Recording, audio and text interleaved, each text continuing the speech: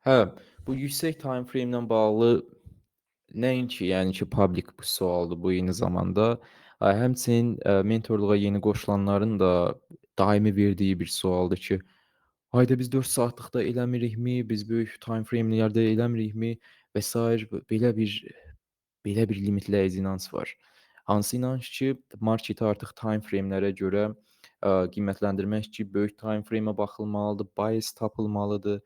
Bunlar, bu işi yanlış öyrədənlərin, yanlış izah edənlərin, uydurduğu məsələlərdir. Yüksək time frame-ə sadəcə o zaman baxa bilərik ki, biz, yəni yerdə ki, istifadə edirik ki, biz ümumi marketin paylama zonalarını görək.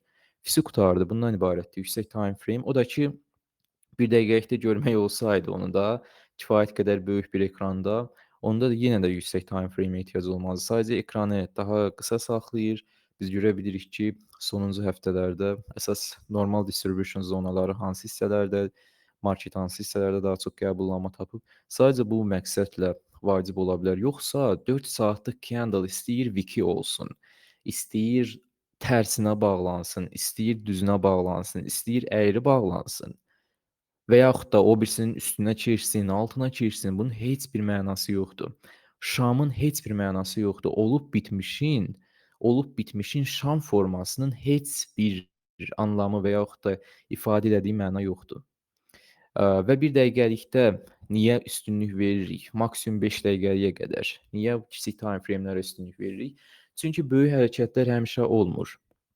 Bəli, riyazi olaraq marketin elə uzun çəkən hərəkətlər eləməsi, balanssız uzun-uzun trend hərəkətlərinin eləməsi ehtimalı azdır. Amma ki, bizim dəqiq bildiyimiz bir şey var ki, məsəl üçün market açılandan sonra dəqiq bir 40-50, maksimum 100 pointlik bir hərəkət olacaq. Amma yoxsa hər gün siz crash gözləyə bilməzsiniz. Keçən dəfə gördüm Twitter-a girəndə, keçən 4-cü gündəki 1200 pointlik crashdə yuxarıda təsadüfən girənlər var idi. Bir neçə şey çəkərək. Axıra kimi də götürənlər var idi. Hamısı Twitterda ego şeyi gedirdi, atışması gedirdi. O paylaşır, bu paylaşır, o community paylaşır, crash-ı başdan tutdum, bu crash-ı başdan tutdum, elədim. Amma bunların hamısı çox mənasızdır. Çünki bu günün səhər də var. Yaxşı, sən 1000 pointlik bir hərəkəti tutdun. Deyək ki, birin 30-a eriyərdə tutdun. Bunun səhəri də var, o birisi gün də var, o birisi gün də var. Yəni marketin bir şeyi var ki, keçmiş gələcək demək deyil.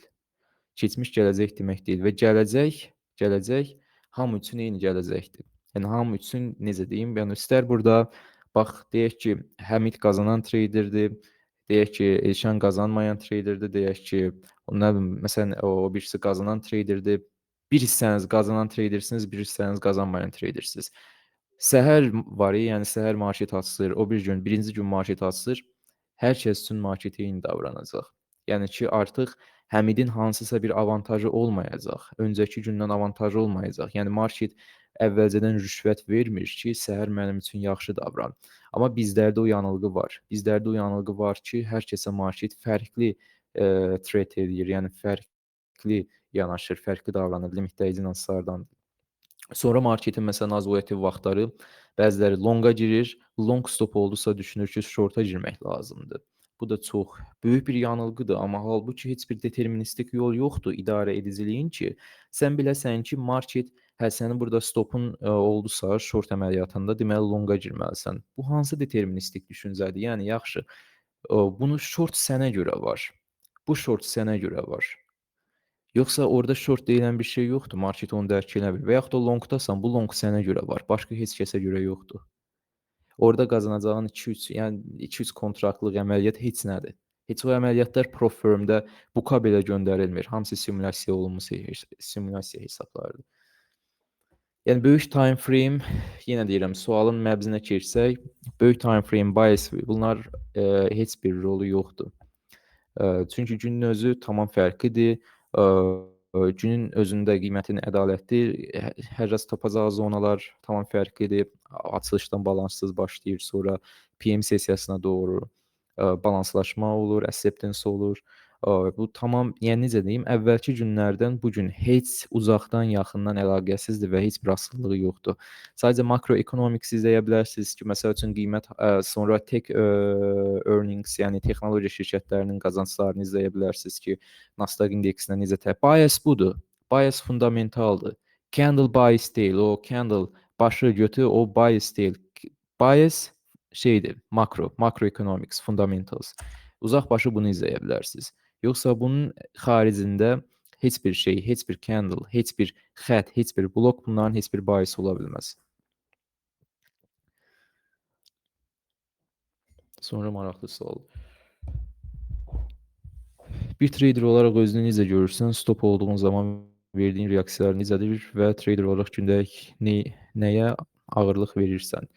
Mən gündə o qədər də çox zaman keçirmirəm. Marketdə belə qalsa, stop olduğum zamanlarsa mənim ən ağır həftəm, yəni son ilin deyərdim ki, ən pis həftəsi keçən həftə oldu. Deyim də təxminən tam keçən həftə. Hə, tam keçən həftə. 2-ci, 3-cü, 4-cü, 5-ci günlər, yəni bu son ildə belə bir ağır həftə yaşamamışdım. İndi məsələn burada canlıda ola bilənlər, ha ha ha, mən keçən həftə qazandım, Nihat itirdi. Mən Nihatdan yaxşı treyderəm və yaxud da Nihat məndən pis treyderdir. Belə məsələlər bilirəm. O insanların beynində olur, özlərini şanslı hiss edir və başqalarının məğlub olmağını və ən əsas da ki, güclü gördüyü birinin insanlar elədir, məğlub olmağını və yaxud da geri düşməyindən həzz alırlar. Bir növ insan əslində bir növ rəqabətçildir. İnsan bir növ rəqabətçildir və məsəl üçün siz onu dana bilərsiniz, şey eləyə bilərsiniz, amma görərsiniz ki, məsəl üçün özünüzü daim müqayisə edirsiniz.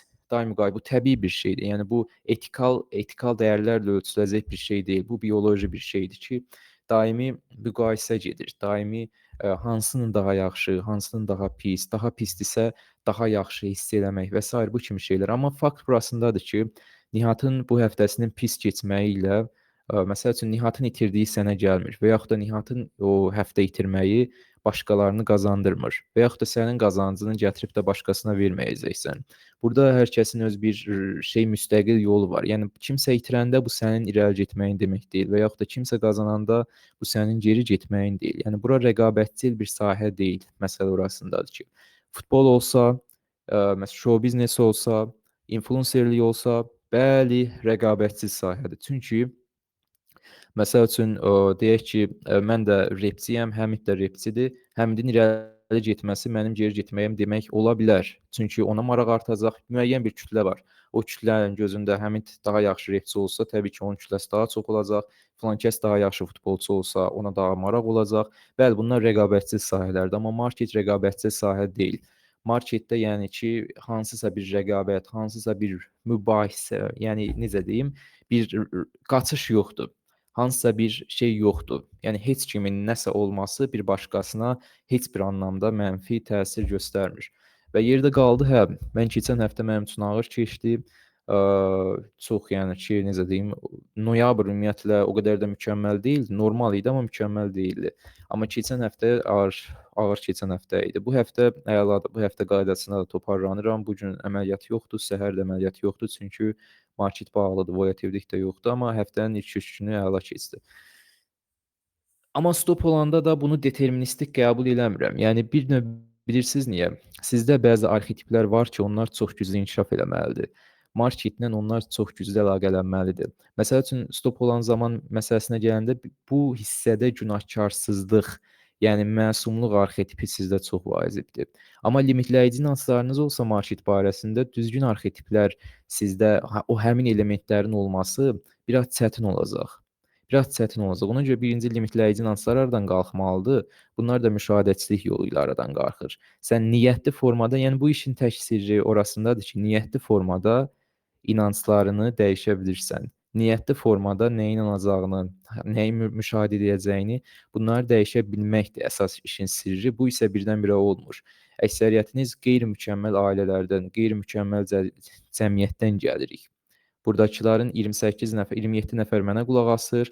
27 nəfərin 27-si də qeyri-mükəmməl inanc sisteminin içindən gəlir. Market üçün uyğun olmayan, pul barəsində bir növ cəmiyyətin yüklədiyi bir inanclar var da, pulun nə qədər dəyərli olması haqqında, necə xərclənməli olması haqqında, necə qazanılması lazım olduğu haqqında, əziyyət çəkmək lazımdır, qəribə şeylər eləmək lazımdır, rəqabət aparmaq lazımdır. Bilirəm, qəribə-qəribə inanclar var da, bir çox hopmuş inanclar, assumptionlar. O gözəl bir söz var ya, hansısa biz assumptionların içində doğuluruq və onlar bizim reallığımıza çevrilir. Onları sorğusuz reallıq olaraq qəbul edirik. Bax, həmin assumptionlar problem orasındadır ki, hər sayədə qarşınıza çıxacaq. Hər sahədə qarşınıza çıxacaq. Sadəcə sırf uğur yolunu trading görmək də çox əslində yanlışdır. Bir də görürəm məsəl üçün bura başlamaq istəyirlər, amma niyə başlamaq istəyir? Çox çətin vəziyyətdədir deyə. Mən məsəl üçün həmin insanlara əsas məsləhətim o olur ki, marketdən pul qazanmaqdan ötürü birinci sənin kənardan dəstəyə ehtiyacın var. Yəni burdan fon keçmək olsun, bunun kənardan sənə dəstəyə ehtiyac var. Yoxsa sən məsəl üçün 1 aylıq deyək ki, 1 aylıq maaşına maksimum 1 dənə top step fonu ala bilirsənsə, heç onu aktivləşdirməyə sənin pulun çatmayacaq. Deyək ki, keçdin necəsə, onu aktivləşdirə bilməyəcəksən. Aktivləşdirdin, üstünə o qədər anlam yükləyəcəksən ki, limitləyici inanclarına icazə verməyəcəksən, irəli gedəcəksən. Limitləyici inanclar fon hesabındakı prosesi özünə dəyərə mattering, yəni özünə dəyər salib seçənliyə biçəcək və prosesdəki bircə damcı ləngimə, həmin prosesdəki bircə damcı ayaq burxulması tamamilə uçurum demək olacaq sənin üçün. Həmin anda uçurum demək olacaq. Həmin anda nə düşünəcəksən? Hər şeyin sonudur, məndən heç nə olan deyil. Mən əslində bəxtim gətirirmiş, mən əslində qazanan trader deyiləm, mən çox yetərsizliyəm. O yetərsizlik hissi içinizə elə dolacaq ki, ondan qaçıb qurtulmaq və yaxud da çıxış yolunu tapa bilməyəcəksə, ayda neyniyim? Və tək çıxış yolu nə olacaq? Full risk at hesabı, ya hero, ya zero. Hə, arxetip məsələsində danışırdım. Günahkarsızlıq arxetipi, bunu nümunə çəkirəm. Günahkarsızlıq arxetipi odur ki, marketin heç bir hərəkətini özünə şəxsiyə götürməyəsən. Heç bir hərəkət şəxsiyə götürüləcək deyil. Yəni o barəsində, yəni insanlar çox belə şeydir ki, burada stop oldu, mənə görə stop oldu. Market məndən dirəşib, qarşı tərəf məndən. Qarşı tərəf deyə bir şey yoxdur. Burada hamı öz üçündür. Qarşı tərəf səni tanıyan heç kəs yoxdur. Sənin pulun bircə dənə sənin brokerin üçün maraqlıdır. O da ki, bəli, brokerlarda arxa fonda alqoritmlər var. Əsasdakı forex brokerlarından qorxun. Forex firmlərindən qorxun. Çünki bilirsiniz niyə? Monte Carlo simulyasiyasını run eləsək görərik ki, məsəl üçün 100 traderdən nə qədəri bu qədər win rate-li bir yanaşma istifadə edəsə irəli getmiş olar. Baxın, brokerlar, forex brokerları arxa fonda elə alqoritmlər, yəni elə şeylər siz onu hiss eləmirsiniz. Siz onu hiss eləmirsiniz. Long termdə geriyə gedirsiniz. Nə qədər qazanclı olduğunuzu düşünsəniz belə forex brokerlarında siz geriyə gedəcəksiniz. Forex trade edənlər geriyə gedəcək. Forex firmlərindəkilər geriyə gedəcək. Çünki arxada elə alqoritmlər var ki, sizin pulunuzla dönür dəyirman. Yəni brokerin dəyirmanı sizin pulunuzla dönür. Ona görə də mümkün qədər çox traderin itirməsi üçün, yəni qazanacaq ehtimallar nədir? Məsələn, deyək ki, ən çox qazananlar deyək ki, scalp eləyərək qazana bilər. Yüksək win rate ola bilər və Monte Carlo simulyasiyasında daha böyük ehtimalla irəli getdiyi görülür. Bunlar nə edirlər? Scalpın qarşısını mümkün qədər çox kəsirlər. Lap deyək ki, zero scalp hesablar olsun.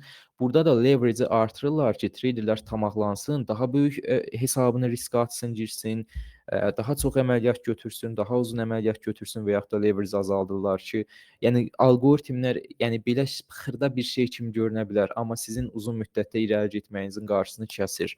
Ona görə də mən indiyə kimi, bu günə kimi bir dənə qazanclı forex trader tanımıram. Bir dənə qazanclı telefondan MetaTrader'dən trade eləyən trader tanımıram. Siz tanıyırsınızsa yazın.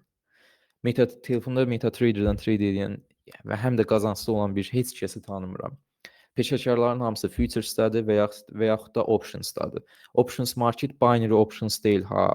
Binary options tamam başqa şeydir, o qumardır. Options market özlüyündə tamam başqa bir marketdir. Futures kimi regulate olunur, order flow datasından işləyə bilirsiniz.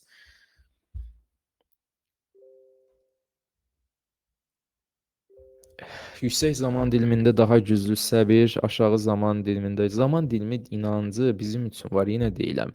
aşağı time frame'lərdə güclü psixologiya deyilən bir söhbət yox. O psixologiya birinci işləyən bir sistemdən sonra gəlir. Yüksək time frame'lərdə işləyən sistem məsələsində siz çətinlik çəkəcəksiniz.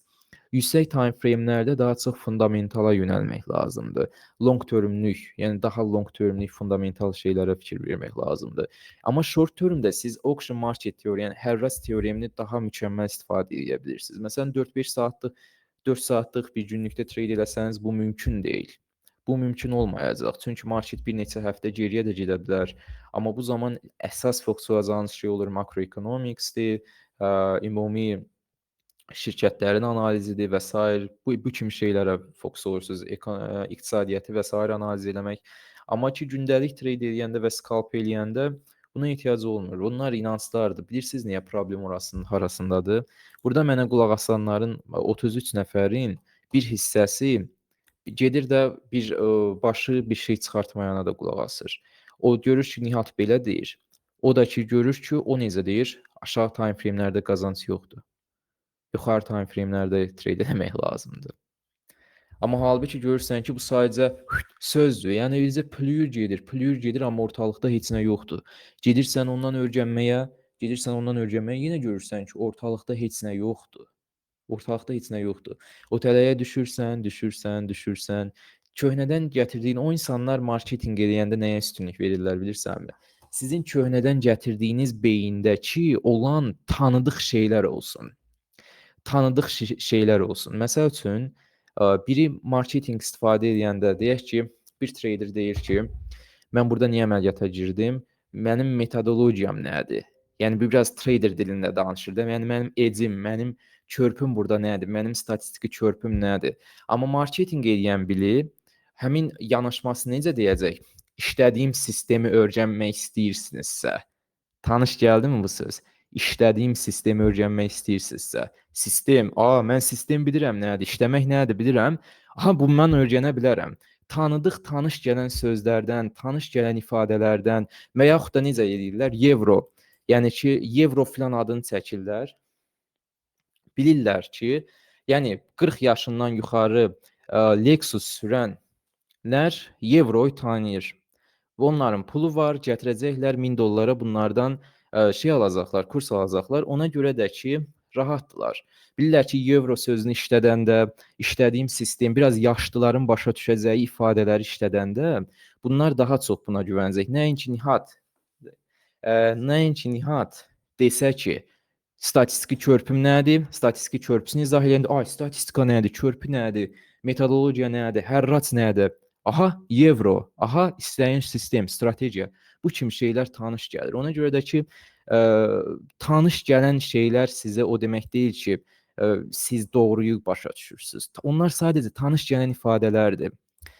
Tanış gələn ifadələr, doğma gələn ifadələrdə özünüzü tapırsınız. İnsanlar özünü tapdığı şeylərə baxmaq istəyir. Özünü tapdığı, onu dəstəkləyən, onun ideologiyasını, onun fikrini dəstəkləyən şeylərə baxmaq istəyir. Bu kognitiv dissonansdır. Bir inanc sistemindən yapışırsınız və onu dəyişmək istəmirsiniz. Nihat onun əksini deyəndə içinizdə bir narahatçılıq və birdən bir aqressiya gəlir. Bir narahatçılıq, bir Nihata qarşı bir əsəb gəlir ki, Nihat mənim inanclarımı dəyişmək istəyir. Nihat mənim fikirlərimə əks fikirlər deyir, zidd fikirlər deyir. Lazım deyil mənə Nihata qulaq asmaq. Çıx canlıdan. Lazım deyil mənə Nihata qulaq asmaq. Baxın, bunlar böyük bir yanılğıdır. Ona görə içinizdə cəsarətli olanlar sadəcə olaraq bu bariyeri aşa biləcəklər. Sizdə güclü cəsarətə ehtiyac var. Güclü cəsarət, o cəsarətə ki, siz dəyişə biləsiniz, siz dəyişməyə qərar verə biləsiniz. Baxım görüm, başqa nə suallar var. Önümüzdəki günlərdə kanala hansı videolar gələcək? Kanala deyim də video planı nə idi? Nəsə order flow mövzuları, order flow-la bağlı olan şeylər gələcək. Nəsə elə bir şey var deyə. Volume weight average price şədirəm, trend yönünü bilmək üçün fikriniz nədir? Volume weight average price çox güclü institutional tooldur.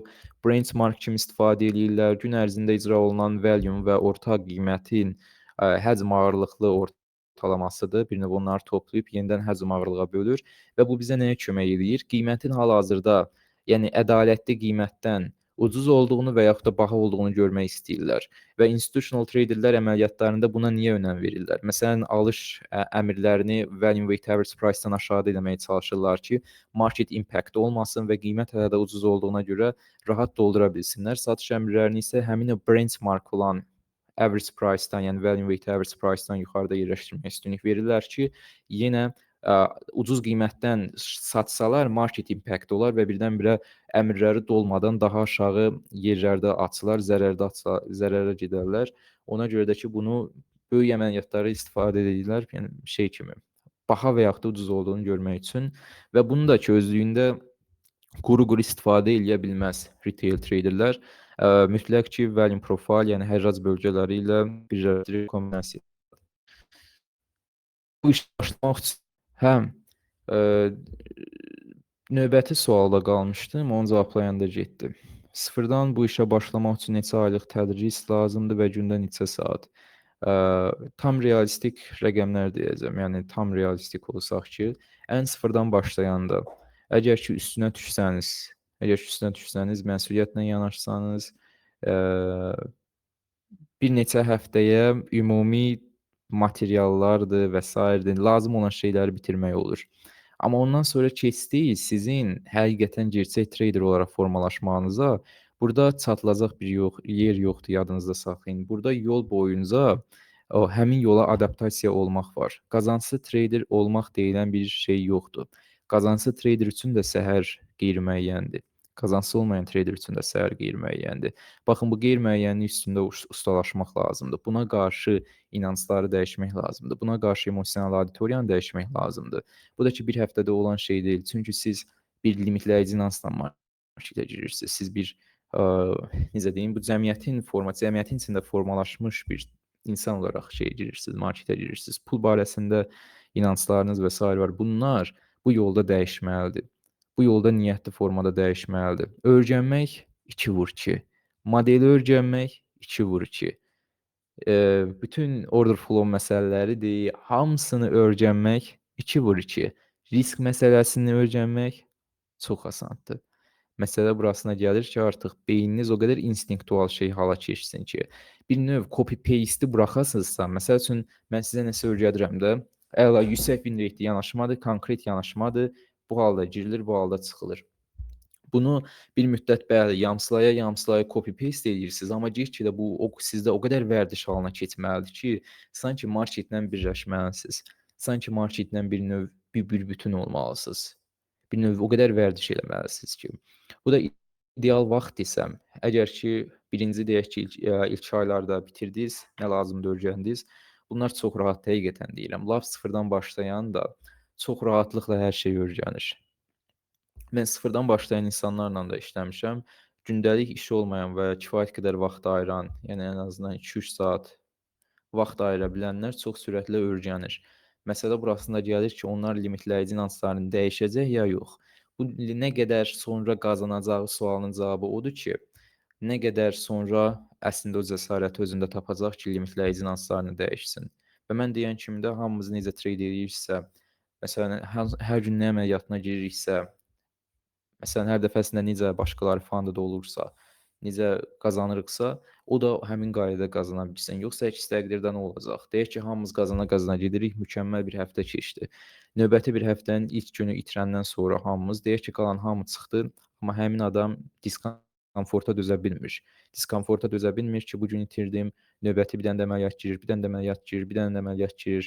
Yəni düzgünü eləyərək heç kəs itirmir demək olar ki, sadəcə olaraq ağlına gələni, yəni birdən-birə həmin o diskomfortun gətirdiyi şeylər var, düşüncələr. Hər şey bitdi, hər şey bu gündən ibarətdir, səhər yoxdur. Həmin o düşüncələrə düşür də qayıdır, yenidən hesabını itirir və bu da o qədər vərdiş halına keçir ki, beyin bunu bir qaçış yolu olaraq görür. Ona görə bu circuit'i, yəni bu dövrəni dəyişmək lazımdır. Bu dövrə üstündə də yəni işləmək lazımdır. Beyni dəyişmək lazımdır. Buna fokus olmaq lazımdır. Yəni onun başını buraxın ki, nə bilim, filan yer 3 aya öyrədir, filan yer 2 aya öyrədir, 5 aya öyrədir. O vaxt limitli şeylər, onlar azə teorik hissə. Bu nədir? Value profile nəyə deyilir? Bu zona nəyə deyilir? Ay nə bilim, Gap nəyə deyilir, blok nəyə deyilir, bu indikator nəyə deyilir, bu indikator nə üçündür? Hər şey üçün ola bilər. Heç nəyinizə lazım deyil. Vallah onu nə üçün olduğunu, nə olduğunu bilməyiniz, necə istifadə etməli olduğunu, bunlar heç nəyinizə lazım deyil. Bunlar xəyaldır. Hamısı xəyaldır. Hamısı yanılğı yaratmaqdan ötrüdür ki, marketi deterministik olduğunu düşünəsiz. Yəni hansısa bir statistiki körpü və sair izləmək əvəzinə, düzgün nüanslarla marketə girmək əvəzinə, düzgün şeylə, emosional auditoriya ilə marketə girmək əvəzinə onlar yanılğı yaradır ki, sanki bunlar deterministik yollarıdır. Çünki onların özləri də bilmir. Çünki onların özləri də hələ necə deyim, yolun başındadırlar, sizi öyrədənlər. Bir-iki dənə monitor var, bir otaq var, kostyum şalvar geyinib müəllim, qabağında lövhəsi var. Elə bir yanılğı verir ki, şey eləyir, kursa alım başlayıb ya nə bilim nə. Allah, heç nədir. Heç nədir. Təlimlər başlayıb, heç bir təlim sizi şey eləməyəcək. Sizdə təlim lazım olan şeylər rahatdır. Öyrənməli lazım olduğunuz şeylər 2 həftəyə də materialları bitirə bilirsiniz. Məsələn, mentorluğa girəndə bizdə mən deyirəm, bir neçə həftə kifayət edir ki, siz materialları bitirəsiniz. Düz deyil? Bizdə materiallar çoxdur, 400-500 material var. Amma onların hamısına təbii ki, ömür yetməz, biri girib baxıb qutarsın deyə. Ona görə sadələşdirilmiş üsul var ki, konkret nə qazandırırsa, mən yenicə qoşulanlara deyirəm ki, bu seriyaya bax, bu seriyaya bax, bir də buna bax. Füsi qurtardı. Qalanlarına baxma, ehtiyac yoxdur. Çünki hazırda biz bundan işləyirik. Bu da kifayət edir ki, qazandırsın sənə. Əlavə baxmağa heç nəyə ehtiyac yoxdur. O da sürətlə bitirir və başlayır. Mən istəyirəm ki, çox kimsə material üstündə yatmasın. Dərs üstündə yatmasın. Nə bilim, təlim filan bunlar üstündə yatmasın, icraata keçsin. İcraatla birləşsin. Çünki burada alim də olsanız xeyri yoxdur. Nə qədər bildiyinizin baxın, bilik küpü olun burada. Heç bir xeyri yoxdur. Hər şey icraat anında məlum olur. Yəni hər şey icraat anında məlum olur ki, əslində tutumunuz nədir? Füsi qurtardı. O icraat anında icraat məsələsi də get-gedə sizdə formalaşmalıdır. Özünüzdə düzgün arxetiplər sizdə formalaşacaq, inanclar dəyişəcək, o mühitin içinə düşürsüz. Bir növ o inanclar olan insanların içinə düşəndə, əsasdakı bizdə mən onu qorumağa çalışıram ki, bizdə inanc məsələsi, düşüncə məsələsi kimdəsə əksik qalmasın. Məsələn, görsəm ki, kimsə yeni qoşuldu, yazır ki, 4 saatlıqda baisdir, nə bilim nə, belə şeylər yazır, mən onun üstünə düşürəm. Üstünə düşüb izah edirəm ki, bax sən yanlışsan. Bu mühitin içində də bu insan olanda sürətlə yetişə bilir. Sürətlə yetişə bilir. Hansı mühitə düşsəniz, hansı inanclı insanların içinə düşsəniz, istər-istəməz siz də onlardan biri olursunuz. Yəni bir növ o şey mühitə də düşəndə, yəni hələ də saflar olanda, ay nə bilim, çoxlu siyartidir, zaddır, yüksək irilər görürsünüz. Bunlar da eyni zamanda ərgənsiz şeylərdir, bilirsiniz. O ki, animelər var, bir necə deyim, belə şeyi bir şey qıraqdan görünür, qrafikin rənglərinə tərdir, ağ-qaradır. Görürsən ki, xətti çəkib üstə CR8 Candle Range High yazıb. Candle Range High da kiçik yazıb. Çox elitar görünür.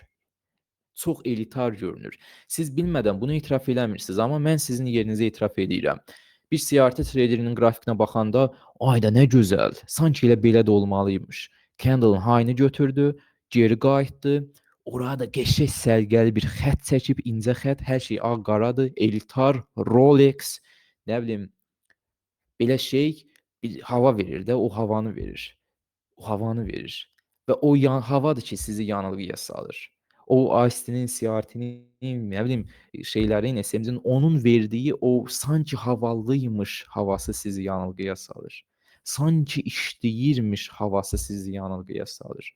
O yanılğı dəyişməlidir. Ona görə materiala baxırsınız, ay slaydlar, məsəl üçün deyək ki, Romeo nəsə izah edir də, elə havalı görünür, elə eltar görünür ki, onlar sadəcə qəşəng marketinqin ustasıdırlar ki, bilirlər ki, tradinglə zənginliyi əlaqələndirməlidirlər, zəngin həyatı və tradinglə elitarlığı, sanki strategiya ilə elitarlığı, gücü, samuraylığı əlaqələndirmək lazımdır. O belə qılıc, o biraz samuraylar çıxmışdı şeydə bizim trading mediada. Hansının profilinə baxsan şeydir. Belə şey, bir dənə şey Yaponiya samurayları oldu, qılınclı. Biraz onunla elə şeyləri əlaqələndirməyə çalışırlar. Bu isə bir marketinq yöntəmidir. Həmid gedir baxır, samuray. Hayda samuray CRT PO3. Ohohohoy. Bundan yoxdur. Bunlar yanılğıdır. Market elə şeyləri qəbul eləmir. Nəysə keçək növbəti dərsə. Fonu keçmək üçün az risk, uzun zaman yoxsa çox risk, qısa zaman məsləhətdir. Keçənə qədər çox risk, qısa zaman. Mən məsələn mentorluqdakılara əsas necə yolla deyirəm keçin. Məsəl üçün 50K-lıq hesabdır, 2000 limit var. Bunu bölmək lazımdır 4-5 yerə. Yəni bir əməliyyatda 400-500 arası risk atmaq lazımdır. Onsuz da win rate yüksəkdir deyə bir neçə həftə ərzində keçsin deyə.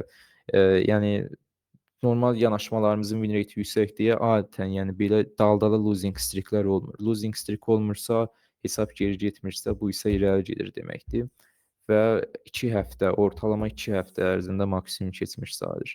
Elə adam var ki, yəni bizdə yəni 2 günə də keçir. Bəzisi rahatdır, payout alır, daldala narahat olmur, birini də götürür 2 günə keçir, 3 günə keçir. Bəzisi 1000 3 günə keçir. Yəni belə insandan insana dəyişir. Yəni sizin pulunuz azsa, çox hesab ala bilmirsinizsə, 5 yerə bölməlisiniz. $400 maksimum risk qaydasındadır. Amma yox, rahatsınızsa daha çox hesab götürməyə 1500 edib 2 günə və yaxud da 1000 3 günə və sair keçmək. Amma bu halda da etiraf eləmək lazımdır ki, əgər bir gün arada itki olsa, limitin yarısını itirmiş olursunuz, 1000 limit qalır. O birisi günlərdə də winning streak olmalıdır ki, yenidən toparlansın. Yəni belə də daha tez keçirsiniz. Amma ki $400, $500 risk atmaqdan daha az ehtimalla keçmiş sayılırsınız. Nəyə görə ICT treyderlər ICT-in işləmədiyini qəbullanmaq istəmirlər? Bu sualı məsələn keçən dəfəki podkastda da ətraflı danışmışdım. Bayaq danışdığım məsələlərdən biri budur. Bir şeyi olub qutarandan sonra çəkəndə bir nəsə effekti deyilirlər, deyirsən, halo effekti idi, nə idi, bilmirəm, nəsə bir şey, bir yanılğıdır bu. Yanılğıdır ki, bir şey olub qutarandan sonra çəkəndə elə bir yanılğı kimi görünür ki, sanki bu gerçəkdir, sanki bu buna görədir və sanki bu izahatın özüdür. Ya bununla izah eləmək olar. Məsələn, qiymət burdan bura düşdü, baxırsan ki, onsuz da ki, qiymətin istənilən hərəkətinə bir səbəb qazandırmaq olur. Ayda burada blok var idi. Bu isə izahat, yəni necə deyim, yeni başlayanlar deterministik market axtarır, obyektiv market axtarır, ehtimalı qəbullanmaq istəmir və bu obyektiv deterministik market axtardığına görə çıxış yolu, qaçış yolu kimi istifadə edirlər. İzahatları, explanationlar yaradırlar. Mən burada itirdim. Aha, inversion fair value gap var. Explanation, izahat yaratmağa çalışırlar. Amma ki bunu izahat yaradaraq istifadə eləmək qətiyyən o da ki, heç olmaz. Yəni texniki manipulasiyalar, disrespect filan belə istifadə eləmək olar. Buna da ki 3 il filan təcrübə lazımdır və bir növ instinktual şey olmalıdır, bir növ təcrübə olmalıdır ki, siz hansını manipulyasiya olduğunu görəsiniz, ondan sonra disrespektdən sonra hədəfinizdir, ümumi vəziyyətdir, filtrləmələrdir. Bundan çox istifadə eləyirlər ki, biraz da olsun yüksək win rate-ə çata bilsinlər. Yoxsa explanation kimi istifadə eləyəcəklər əksəriyyəti və heç nə olmayacaq. Və deyə bilərsiniz, necə onu eləyə bilərik? O da biraz çətin məsələdir. O da biraz çətin məsələdir. Çünki heç olmasa 3 il, 4 il lazımdır ki, bir növ o qədər filtrləyəsiniz ki, o hərəkətlər o qədər baş verir ki, sizdə artıq vərdiş halına keçir. Sıraza o məsələn inversion-ı görəndə bilə bilirsiniz ki, hə bu məsələn üçün bu onsuz da potensiallı bir hərəkət idi. Hazırda o qrafikdə olan vəziyyətə görə, məsələn hazırda hər razın yaratdığı vəziyyətə görə, məsələn burada Turtle Soup var. Yəni Turtle Soup onsuz da ki, Linda Rushkin-indir. Texniki manipulyasiyadır, illərdir, onu 10 illərdir istifadə olunur. Turtle Soup-dan sonra da inversion fair value gap bəhanədir ki, guya ki, bu ICT trade edir, amma əslində onunla əlaqəsi yoxdur. Yəni qəbullanmamalarına çox səbəb saymaq olar, onlarla səbəb saymaq olar. Əksəriyyəti yeni başlayandır. Yəni bilirsən necə biri keçən dəfə yazıb ki, market high low üstünə qurulub, high low üstündə qurulub. İtirənlər üstündə qurulub və sair kimi. Bunlar retail ideyalardır. Bilirsən niyə o şeylərdən baxdığı insanlar, onları da əslində qınamıram. Bəlkə də həyatda normal adamdır, normal çəkili düzlü adamdır. Sadəcə marketə girib də bir dəstə xiyardan öyrəndiyinə görə də o yanlış düşüncələr formalaşır onda. O yanlış düşüncələr formalaşır, yanlış inanclar formalaşır, marketi yanlış anlayır. Baxın, çox yanlış anlayır. O yanlış yanılğının içində də ki, ilişib qalırlar.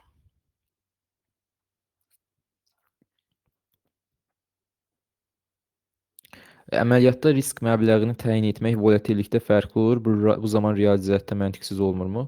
Onsuz da ki, biz volatilliyə görə riski dəyişirik. Məsəl üçün deyək ki, bu gün volatillikdə, bugünün volativliyində mənim məsəl üçün bu gün götürəcəyim əməliyyatda hədəfimə 50 point var. Mən ona uyğun kontrakt nizamlayıram. Məsəl üçün eyni qədər riski, məsəl üçün bir $1000 siz risk eləmək istəyirsinizsə, o zaman fərqlidir. O zaman fərqlidir. $1000 risk eləmək istəyirsinizsə, məsəl üçün 50 point olanda neçəsə kontrakt açacaqsınız, 100 point olanda ondan daha az kontrakt açacaqsınız, yarısı qədər. Yəni kontrakta uyğun dəyişməlidir.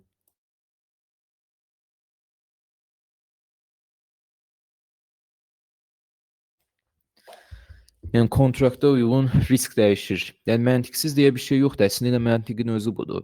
Məsələn deyək ki, siz $100 risk atmaq istəyirsiniz. Bir mikro NQ-də 50 point hərəkət 2-yə vuranda $100 eləyir. Amma məsələn bu gün hədəfinizdə deyək ki, 50 point olmadı, 25 point oldu. 25 pointi bu dəfə vuracaqsınız 2-yə 50, 50-yi də vurmalısınız 2-yə. Deməli 2 mikro NQ açmalısınız ki, $100 risk eləsin. Yəni bu dəyişən bir şeydir təbii ki.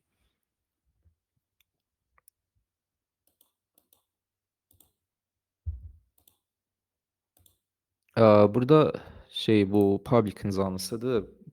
Sırf mentorluğa aid suallar vermək istəyəcəm Thomas. Aaa, Salam, binary qumardır. Orada mən də qatılıram. Azərbaycanda bir şəxs var ki, o qazanırdı və paylaşırdı. O necə olur bəs? Sizcə paylaşmaq, bir şeyi paylaşmaq o qədər çətindirmi? Yəni bilirsiniz, yəni skamın levelləri var. Birinci siz qarşılaşırsınız level 1 skamla. Nə bilim, trend xəttlərlə qarşılaşırsınız. Sonra level 2 skam var, level 3 skam var. Yəni bir növ başa düşün ki, paylaşılan şey var, paylaşılan şey. Onu paylaşmaq 2vur-2-dir. Onu tapıb düzəldib paylaşmaq 2vur-2-dir. Məsəl üçün deyək ki, qazanırdı və paylaşırdı. Siz məsələn düşünə bilməzmisiniz ki, bunun paylaşdığı qazanclardır. Orada itkilər necəsə arada yoxdur. Bunun paylaşdığı qazanclardır. Niyyətli formada bunu seçib paylaşa bilər də. Deyək ki, birinin bir 50 dənə tələbəsi var. Monte Carlo simulyasiyasında onsuz da ki, 50 dənədən, 50 nəfərdən biri, ikisi lap onun tələbəsi olmasa belə, düzün ortasında ağlına gələnlə trade eləsə belə 50 nəfərdən ikisi necəsə qazanacaq. Bu isə 50 nəfərdən ikisini götürür elə marketinq eləyəcək ki, elə şey eləyəcək ki, sanki necə deyim, qalan 50 nəfərdən 48-i də bunun 2 nəfərin elədiyini eləyir və qazanır. Amma bu mümkün deyil. Sadəcə onlar nə edirlər? Xaricilər ən çox necə edirlər? Məsəl üçün götürürlər, deyək ki, 2000 dənə tələbəsi var. İçindən onsuz da ki, Monte Carlo simulyasiyasına baxsaz, 2000-dən onsuz da ki, 10 nəfəri necəsə qısa zamanda yüksək irəli getdiyi görünəcək. O 2 nəfəri götürür, kanalda qəşəng podkastlar düzəldir, yaxşı şey eləyir ki, bu məndən öyrəndi, indi həyatını dəyişdi, qazanır. Amma baxırsan ki, bunun 2000-3000 dənə əslində bunun kimi ortalıqda görünməyənlər var axı. Qalanlar da ki, o podkastda da 200 min, 300 min nəfər baxır da, onlarda da elə bir yanılğı formalaşır ki, ailə bu 1-2 nəfər kimi olacaqlar. Amma bilmirlər ki, riyaziyyat burada elə işləmir. Bunun öyrətdiyi statistik olaraq fakt işləmir. İşləməyən bir şeylə belə riyazi olaraq 2000-3000 nəfər arasından bir hissəsi qazanacaq.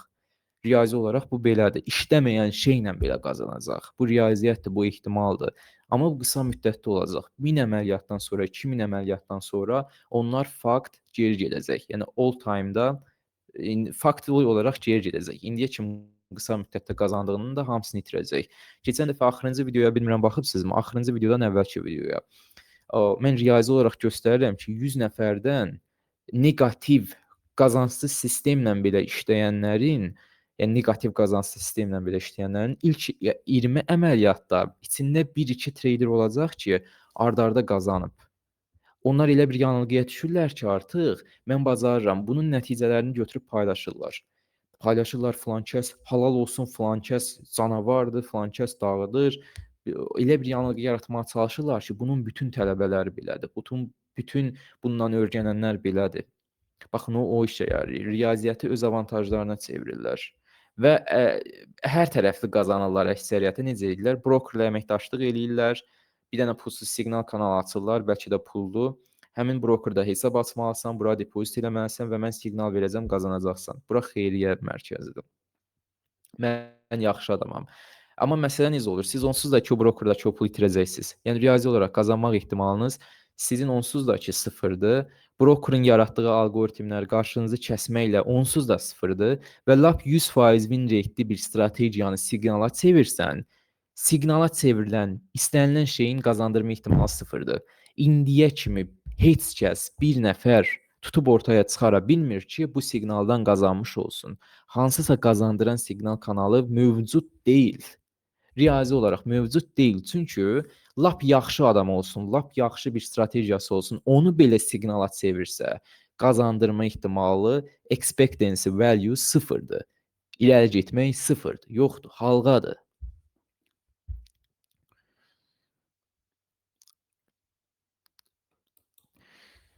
Mənim bir sualım var. Necə pula qarşı olan inançlarımı stolun üstündə bir paçka A4 görəndə gördüyüm və duyduğum emosional vəziyyətə çevirə bilərəm? Yox, əslində bunu bir paçka A4-ə çevirməməlisən. O məsələ yəni kağız kimi görmək həll yolu deyil.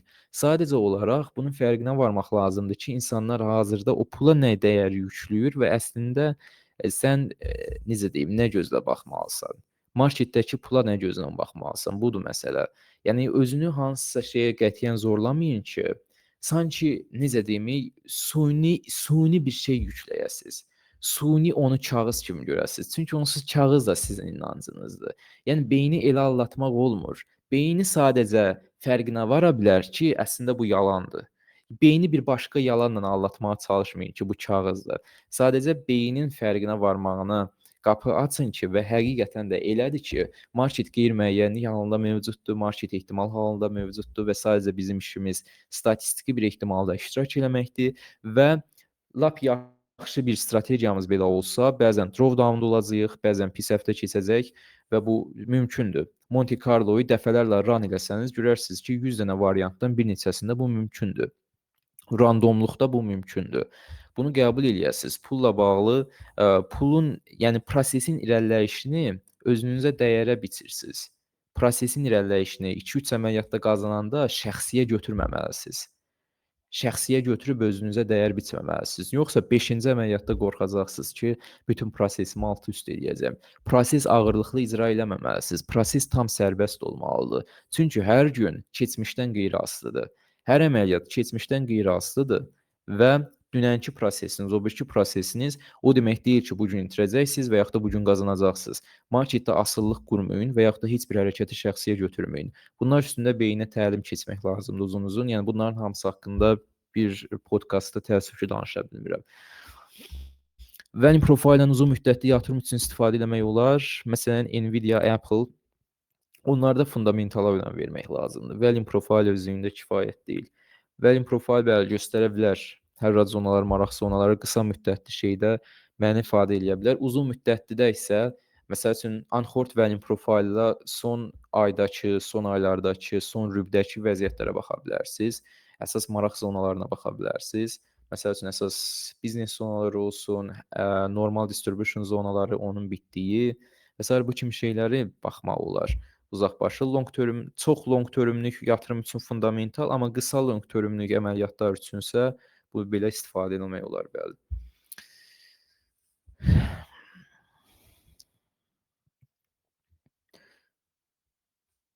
Baxın görüm.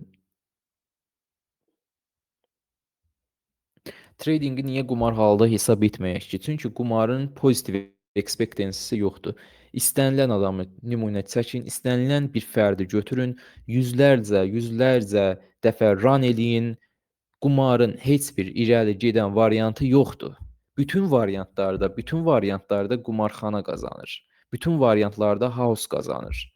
Heç bir qumarbaz qısa müddətdə qazandığı yanılğısına qapılacaq. Bəli, qısa müddətdə ola bilsin bəxti gətirdi, amma davamlı bunu sürdürsə, gündən-günə, aydan-aya bunu sürdürsə, net sıfıra gedir, net geriyə gedir. Riyazi olaraq irəli getmir. Amma tradingdə sizin riyazi olaraq körpünüz var.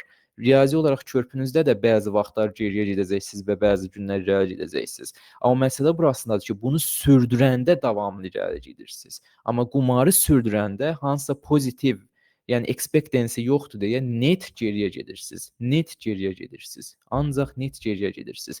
Bəzən bir həftə bir qumarbaz qazana bilər, bəzən bir ay qazana bilər.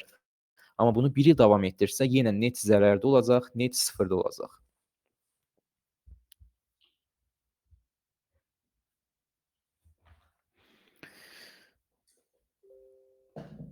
Marketdə scalp, trade edirsənmi? Scalp trend onu tam başa düşmədim. Scalp ayrı, trend şey hərəkətdir, balanssız hərəkətdir. Hansısa acceptance tapmamasıdır qiymətin. Amma scalp trend onu tam anlamadım. Başım çox suallar da başqa var. Davam edək.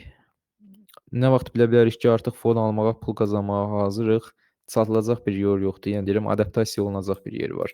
Artıq bilirsən ki, yanaşman məlumdur. Yanaşmanı gündən-günə yoxlayırsan ki, hə qazansasan, irəli gedir və bunu icra eləyə bilirsən. Vsi qurtardı. Fon alırsan, birinci həftədə az risklə biraz vərdiş eləməlisən. Çünki heç vaxt fon götürməyən biri ilk dəfə götürəndə buna hələ də hazır olmur, vərdiş eləmir. Beyin ona adaptasiya olmalıdır. Yəni insan hazırlaşan varlıq deyil. Sən hazırlaşaraq, mən məsəl üçün imtahana hazırlaşırsan, gedib imtahan verirsən, olursan filan şey, filan kəs olursan. Amma burada filan kəsi hazırlaşıb olunmur. Burada filan kəsi, filan traderi sən adaptasiya edib olursan. Adaptasiya, adapt edirsən, uyğunlaşaraq olursan. Yəni bura yəni biz hazırlaşan yox, uyğunlaşan canlılarıq. İstənilən vəziyyətə də bədən uyğunlaşa bilir və ən pis halda bədən dözməyərək ölə bilər. Amma ki, bədənin ölmədiyi bütün vəziyyətlərdə bədən həmin vəziyyətə uyğunlaşır. Sağ qalacağınız bütün vəziyyətlər, sağ qalacağınız bütün şəraitə bədəniniz uyğunlaşır. Ən pis şəraitdə yaşayın, ən pis vəziyyətdə, ən ağır işdə işləyin. Əgər ki, bu bədəni öldürməyə kifayət deyilsə, bədəniniz həmin şeyə qısa müddətdə də olmasa da bir müddət sonra uyğunlaşacaq və bunu normal komfort zonası halına gətirəcək.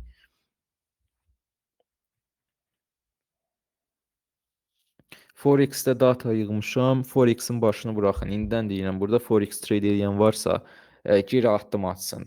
Əlinizə düşən 100 dollar rahat depozit edib də yalandan uçurmayın. Geri çəkilin, gedin order flow öyrənin, gedin futures market haqqında araşdırın, Profirmlər və s. haqqında. Bunlar haqqında ustalaşın və uyğun olanda da Profirm hesabından futures'a başlaya bilərsiniz. Yoxsa gedib də əlinizə düşən 50 dolları, 100 dollar apar Forex-ə depozit edib fikirləşməyin ki, qazanacaqsınız. Qazanmaq ehtimalınız sıfırdır. Qısa müddətdə elə bir yanılğıya qapıla bilərsiniz ki, əslində qazanırsınız, irəli gedirsiniz.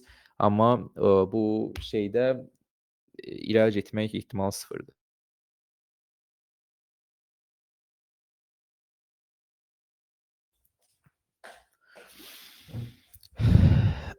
Başqa suallar. Salam, bəs burada yox, bir dənə də sual.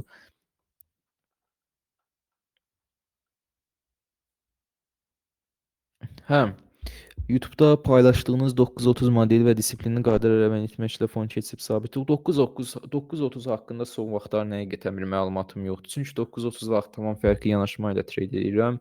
930-u özüm götürmürəm. Daha peşəkar yanaşmam var. 930 sadəcə silməmişəm ki, YouTube'dan. Necə deyim? Hə, 930-u sadədir. Yeni başlayanların öyrənəcəyi, tətbiq edəcəyi sadə bir yanaşmadır. Positive expectancy var, amma özüm artıq onu trade edəmirəm. Harasa ilin əvvəllərində, keçən il daha çox ondan əməliyyatlar götürürdüm. Xeyli də məni irəli atdı.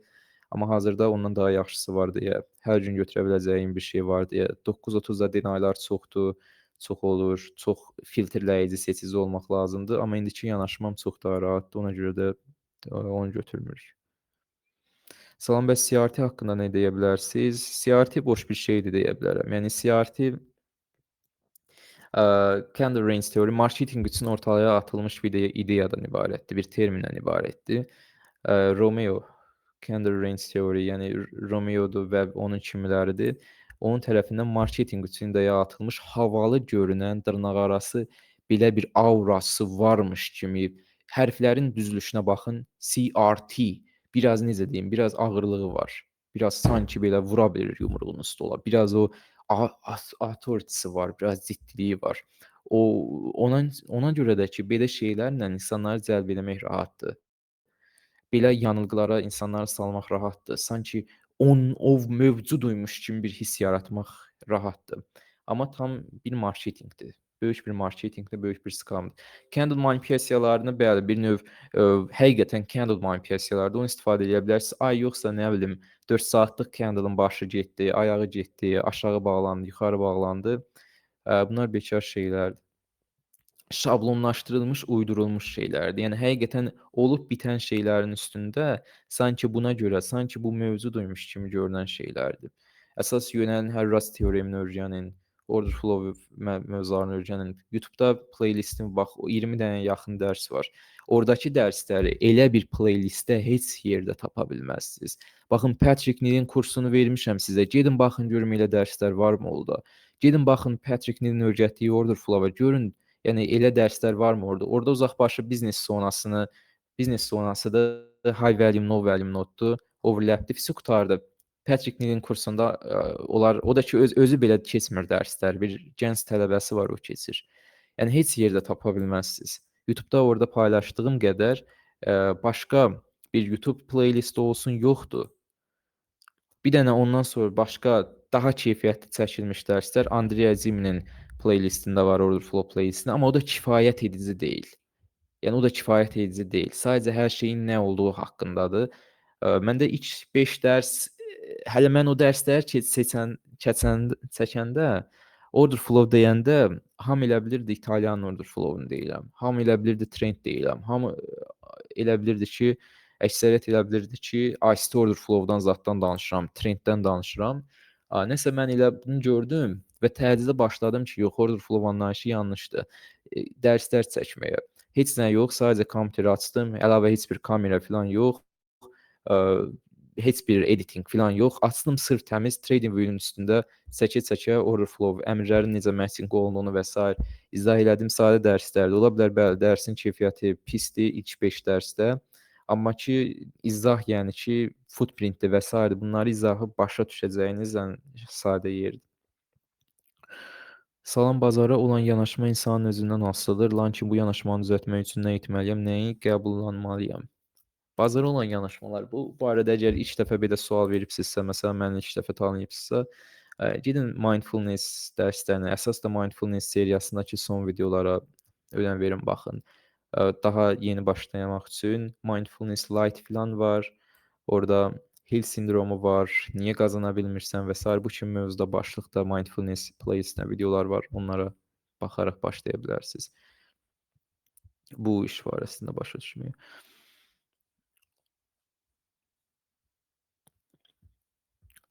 Dekabr ayları 9:30 üçün necə keçir stabil olaraq? Volatil keçən il çox yaxşı keçmişdi. Volatillik yaxşı idi qaydasında. Bu gün bank holiday idi, işləməli. Xeyr, bu gün heç bir əməliyyata girməmişəm və heç kəsə də hamıya demişəm girməyin. Bu gün çünki market bağlanacaq saat 13-də New York saatı ilə. Volatillik də yoxdur. Thanksgiving-dir, sabah da Black Friday. 50K-lıq fon üçün çəkdiyinizi paylaşacaqsınız davam. Xeyr, əslində mənim özüm belə, necə deyim, elə trade eləməyə üstünlük vermirəm. Yəni PM-də girim, ay nə bilim, xırdaçı olub da şeylərlə gözlüyüm, uzun-uzun çöplənim. Mən konkret zamanda baxıram da, konkret əməliyyatlarımı götürüb çıxıram. Yenə deyirəm, çoxluq burada çeşidlilik qazandırmır. İndi video xatirinə çəkdim, amma ki, mənim səbrim çatmır. Mən o gərək bir video qurtarmaqdan ötürü, seriyanı qurtarmaqdan ötürü hər gün axşam saat oturam da bütün vaxtımı buna sərf edirəm. Qrafikin başında oturam, video yığam. Bu çox vaxt gedir, çox şey olur. Yəni mən gündəlik ilə çox oturub da vaxt keçirəcək bir trader deyiləm. Mənə görə konkretlik daha vacibdir. Daha az zaman keçirmək, daha keyfiyyətli əməliyyatlar götürmək, daha yüksək riskli əməliyyatlar götürmək, daha yüksək win rate-ə sahib olmaq. Məsələ budur. Yoxsa çox enerjinizi aparırsa bir şey, onu nəsə dəstəkləmirəm. İndiki yanaşmalarınızdan birini pulsuz paylaşsaz yaxşı olar. Əslində deməzdim ki, yaxşı olar, çox cəhət saya bilərəm.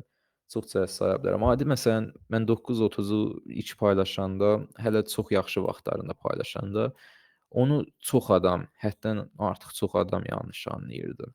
Yanlış treyd eləyirdi. Bir gün qazanırdı, hamı Nihat ən yaxşı treyder olurdu. Nihat belə, Nihatdan yox idi. Bircə gün pis keçən kimi, aha, başlayırlar kənarda belə bu 9:30 öyrətdi, bu işləmir.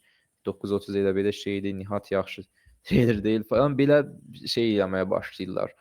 Ona görə də ki, əslində publik bir şey üçün keyfiyyətli bir community deyil. Publikin özü keyfiyyətli bir yer deyil. İnsanlar free şeylərə yüklədikləri dəyər halqadır.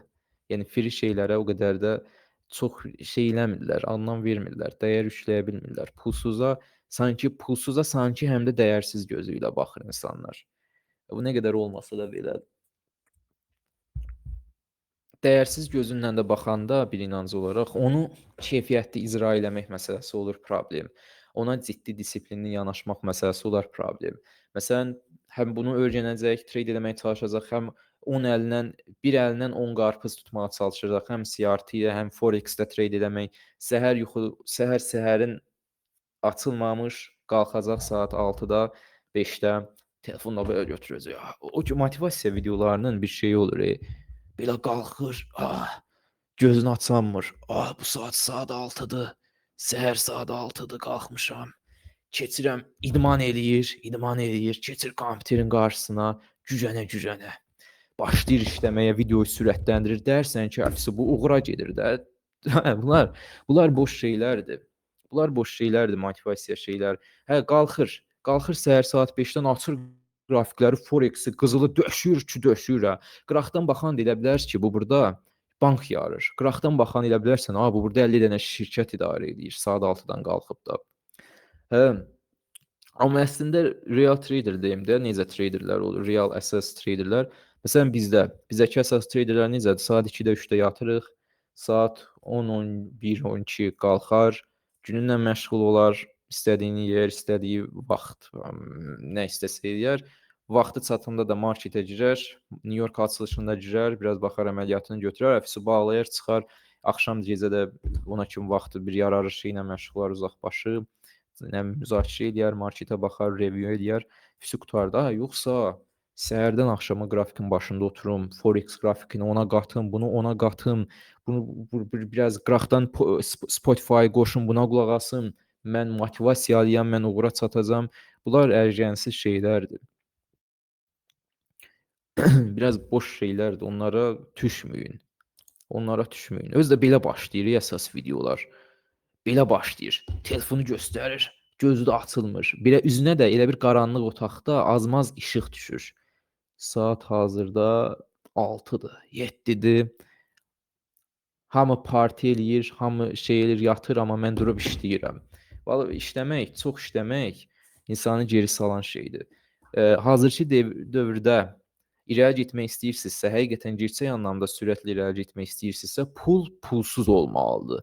Pulun gəldiyi mənbəyə ən az effortu sərf eləməlisiniz. Yoxsa çox işləmək, mənim özümdə vaxtilə çox işləmişəm bəzi şeylərdə. Çox işləmək qədər sizi geri çəkən bir şey yoxdur. Onsuz da bədəlini enerjinizlə, zamanınızla ödəyirsünüzsə, o şey qazanc deyil, o şey itkidir. Çünki o pul sizin deyil, onsuz da gedib onu xərcləyəcəksiniz. Sizdən gedən zamandır və enerjidir. Yəni pulsuz olmalıdır. Pul bir növ necə pulsuz olmalıdır? Yəni gəldiyi mənbə ya passiv olmalıdır və yaxud da trading də eyni zamanda passivdir, passiv bir işdir. Bunu çoxsu elə bir aktiv işdir. Yəni aktiv olaraq hansısa bir mövqedən icra eləyirsən, yox. Futbol kimi və s. aktiv iş deyil. Burada bir növ seyir olmaq lazımdır. Bir növ müdrik və passiv olmaq lazımdır. Bu biraz passivlik tələb edir, səbirlə gözləmək tələb edir. Bir növ hərəkətsizlik tələb edir. Yoxsa chasing eləməkdir, biraz hərəkətli iş olduğunu, əziyyət çəkilən iş olduğunu düşünmək limitləyici inancdır. Fiverr platformu haqqında nə düşünürsən? Yəqin ki, Forex-dir. Elə oradan başını oxudum. Məsələn, Sprit yazıbsan, 0.1 Sprit pisdir. Yəni Forex isə o qədər dəstəkləmirəm. Yəni cümlənin başından elə. Ustad, maraqlı bir sual verim. Çox insan gələcəkdə uğurlu olacağına inanır, amma reallıqda çox azı nəyəsə nail olur. Əsas səbəb nəyə görürsən? Yanaşma maraqlıdır. Yenə Monte Carlo-nu gəlin run edək. Hansısa biznesdə uğurlu olmaq ehtimalı 100% deyil, çox azdır. 20-dir, bəlkə də 10-dur, bəlkə də, yəni bütün işlərdə elədir. Çox adam deyir, hə, tradingdə uğurlu 100 nəfərdən çox kiçik hissəsi uğurlu olur, elə deyilmi? Onsuz da ki, yəni o elə olacaq. Niyə olacaq? Çünki o kiçik hissəsi elədiyi şeyləri o qalanları eləmir. O qalanları yanlış yoldadır, yanlış şeydədirsə o normaldır. Riyazi olaraq çox normaldır. O öz yerində. Amma biznesə gəldik, başqa şeylərə gəldik. Bunlara gələndə yenə uğurlu olmaq ehtimalı azdır. Məsəl üçün siz bu saatca hamınızın yaşı mən düşünürəm ki, bir əksəriyyətinizin yaşı 18-dən çoxdur. Gedib şirkət aça bilərsiniz. Şirkət aça bilərsiniz. Deyə bilərlər ki, burada Həmidin şirkəti var. Həmid bu yaşda özünə şirkət qurub. Cümlənin ağırlığına baxırsanmı Həmid? Həmid bu yaşda özünə şirkət qurub. Vay! Həmid o belə bir görürsənmi? Cümlə belə bir yanılğıya qapdırır ki, Həmid milyonçudur. Həmid milyonçudur. Cümlənin ağırlığına, tutarlılığına baxırsanmı? Bilirsənmi, o çox yanlış, çox limitləyici insandılar, çox yanlış inanclarda olan insanlardır. Onların bir növ bilirsiniz necə? IQ bioloji bir şey deyil. IQ baxış tərzidir. IQ qavrayış tərzidir. IQ yanaşma tərzidir. IQ inanclardır. IQ hansı observer olduğundur. Bunlardan ibarətdir əslində IQ-nun nə olduğu, IQ-ya nəyin qərar verdiyi və bir trader olmaq üçün də, başqa bir sahələrdə də uğurlu olmaq üçün də əksəriyyətində IQ-ya ehtiyac var, bəli. IQ-yu niyyətli formada dəyişmək lazımdır. Beyniniz təlim keçməlidir, beyniniz adaptasiya olmalıdır. Amma yoxsa hazırki insanlarda IQ azdır. Bəzi sahələr var ki, onlar uğurlu olmaqdan ötürü IQ tələb eləmir. Məsəl üçün TikTokda bir trend çəkkin, nə bir mahnı ilə pisi qutardı, random feed-ə düşdün, 50 nəfər səni reklama çağıracaq, belə-belə az-az populyarlıq qazanacaqsan və dırnaqarası bir növ uğurlu görünə bilərsən qısa müddət ərzində, amma ki long termdə o IQ-süzlük səni yenə də uçuruma aparmağa davam edir. Ona görə də ki, bütün sahələrdə demək olar ki, həqiqətən tutarlılıqdır, idarəedicilikdir, liderlikdir. Məsəl üçün pul necə bölünməlidir? Bu məsələlərə insanlar təlim keçməlisiniz. Beyniniz şey olmalıdır, hazır olmalıdır və yaxud da səhvlər edərək öyrənməlidir. Demək olar ki, əksəriyyət bir işə başlayanda özü başlayır, elə deyilmi? Mütləq səhvlər edəcək. Çünki bu işin hələ də düzgün edilişini bilmir. Hələ də bilmir. Mütləq səhvlər edəcək. O ki deyirlər, don't give up. Don't give up. Don't give up. Təslim olma, səhvlər ilə mütləq olacaq. Bunlar, gəlin bunu bir motivasiya sözündən çıxardaq, don't give up-ı. Əslində məsələyə gələk ki, bu don't give up-ı biz öz Nihatın dilində necə izah eləmək lazımdır? Nihatın dilində belə izah eləyim ki, beyin bəzi neyronları cəzalandırır, bəzilərini isə mükafatlandırır. Əgər siz bir şeyi düzgün elədinizsə və nəticə gördünüzsə, o mükafatlandırılır. Yanlış eləyəndə cəza çəkir və həmin neyronlar tədricən yox olur. Bu beynin adaptasiya olma şəklidir. Məsəl üçün bir satış üsulundan məşğulsunuz. Məsəl üçün oyuncaq dükanınız var. Məsəl üçün oyuncaq dükanında bu gün Hello Kitty məsəl üçün var rəflərin birində. Başqa şey var, bir uşağınla gəldilər, görürlər ki, uşaq bunların heç birini xoşlamadı. Səhər gətirib sən onlara Labubu qoydun. Labubu qoydun. Görürsən ki, indiki uşaqlar Labubu xəstəsidir. Bu şey gəlirləri artırdı. İstər-istəməz artıq sən Hello Kitty-nin yanında eyni zamanda Labubu da qoyursan və yaxud da trendləri izləyirsən. O həmin satış marketinqi var, ona özünə adaptasiya edirsən. Özünü uyğunlaşdırırsan. Yəni qarşı durmursan, axına qarşı durmursan ki, yox mənim Labubudan zəhləm gedir, səviyyəsiz şeydir. Mən Hello Kitty zat satacağam, mən belə şeylər satacağam, amma başqasını satmıram. Bu belə axına qarşı çıxmaqla olmur. Gərək ki, adaptasiya olasınız və öyrənəsiniz.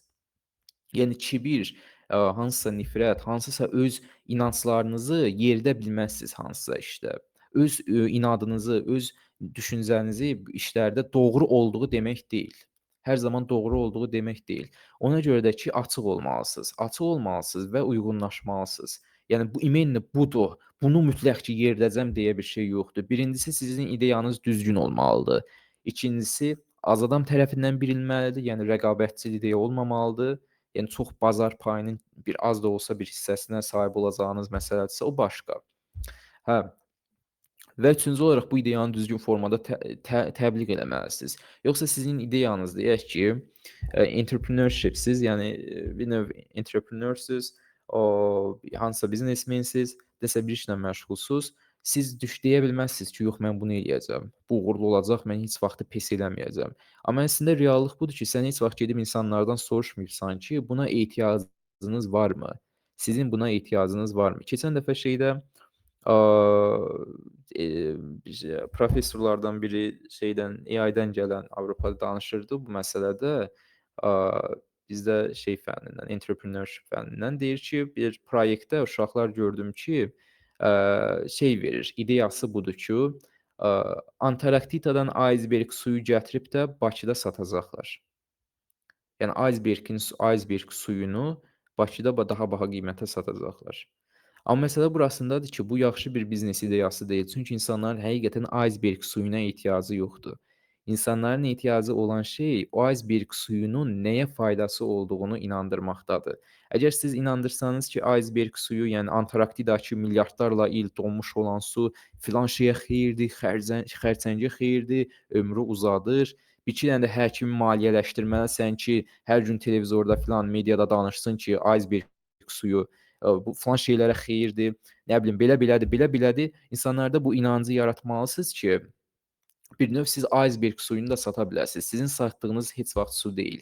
Sizin satdığınız inanc olmalıdır orada. Çünki o hazırda su rəqabəti çoxdur. Sirab olan yerdə, badamlı olan yerdə sən gətirib aysberq suyunu normal su kimi təbii ki, sata bilməyəcəksən.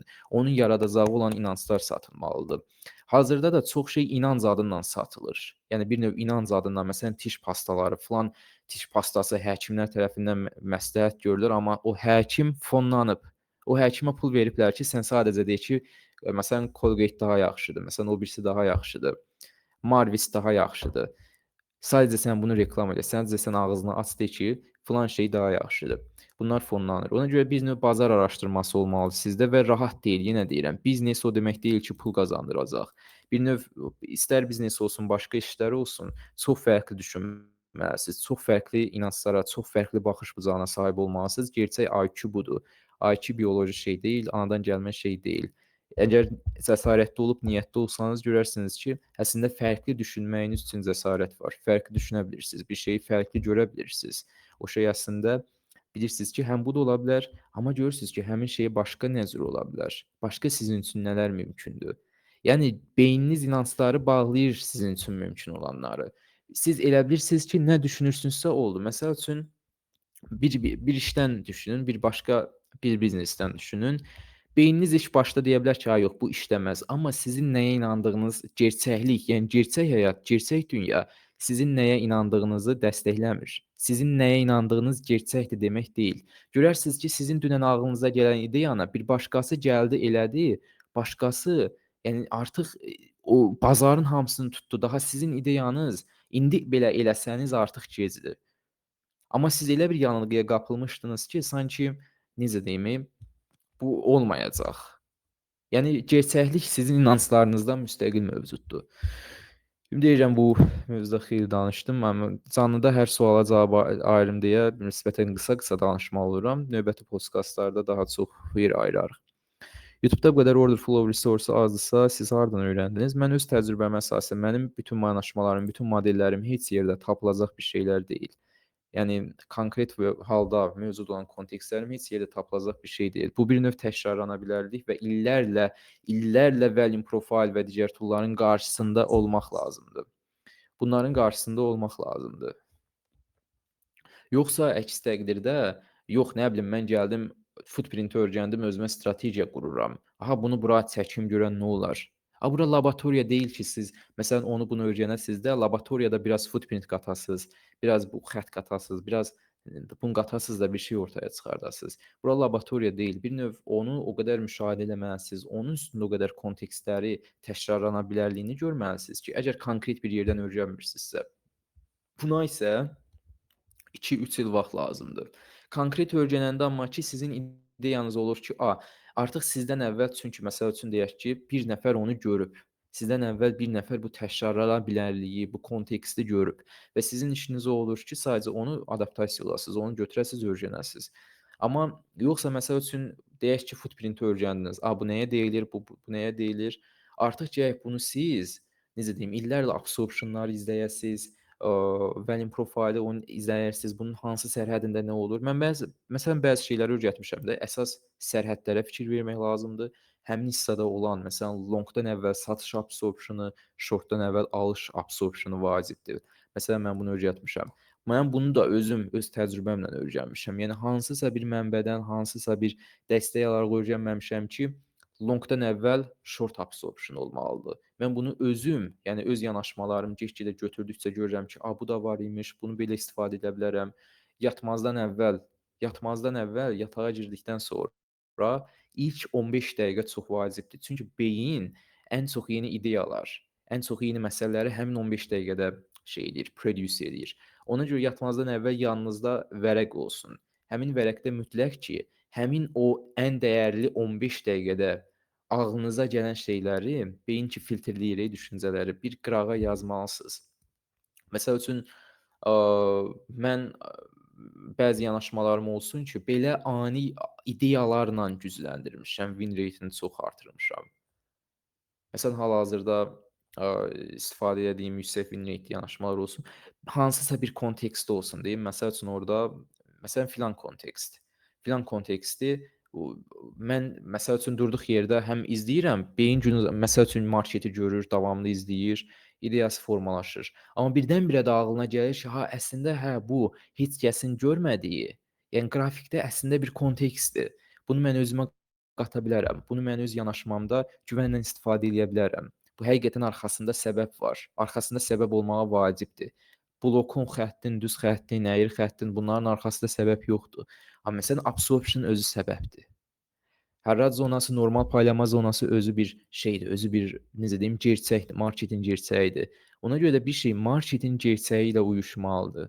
Marketin gerçəyi ilə uyuşmalıdır ki, sizin statistiki körpünüz daha çox dəstəklənsin. Yəni YouTube-da həqiqətən çox azdır. Hələ mən order flow dərsləri çəkəndə deyəsən heç türkcə belə yox idi. Yəni türkcə belə Ziya Baysal sonradan çəkib, yox. Mən order flow-u əslində çəkmirdim. Sırf mentorluqda istifadə edəcəyimiz qədərini öyrədirdim. Onda yox idi, hə. Amma deyəsən mən YouTube-a public çəkəndən sonra order flow dərsləri eyni zamanda həmin dönəmlərdə azca olsa populyarlaşmağa başladı. Ziya Baysal da o dövrlərdə deyəsən çəkdik order flow dərslərini. Bir də mən dəqiqləşdirim, yəni yalançı çıxmayım. Sonra birdən deyərsiniz ki, Ziya Nihatdan əvvəl çəkib, ola bilər. Ziya Nihatdan əvvəl çəkə bilər. Yəni dəqiqləşdirim. Oldest 9 ay əvvəl çəkib. 9 ay əvvəl Quantover haqqında çəkib və sair bunlar haqqında çəkib. Mən məsəl üçün baxım ki, güman ki bundan sonradır 2 order flow dərsləri. Hardasa martın bir dənə dəqiqləşdirim. 8 ay əvvəl. Təxminən eyni vaxtda düşür order flow-un ilk dərsləri. 8 ay əvvəl, amma onun çəkdiyi deyək ki bootcamp. Bir ona baxım.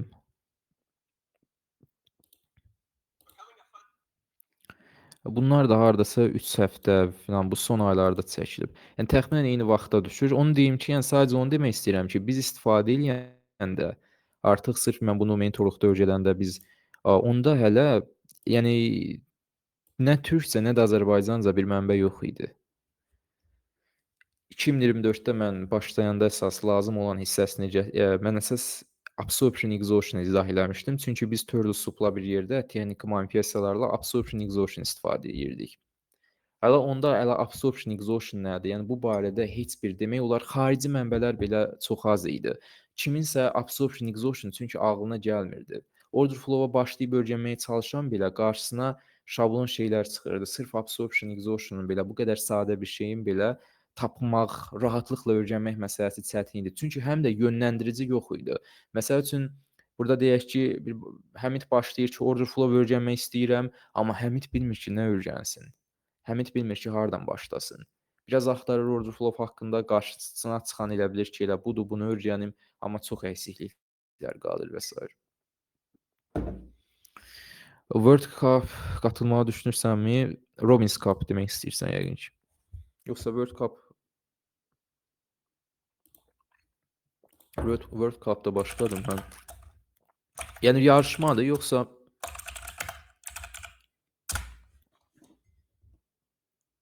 FIFA'nın World Cup'ı var. Trading'də World Cup'ı bilmirəm var mı?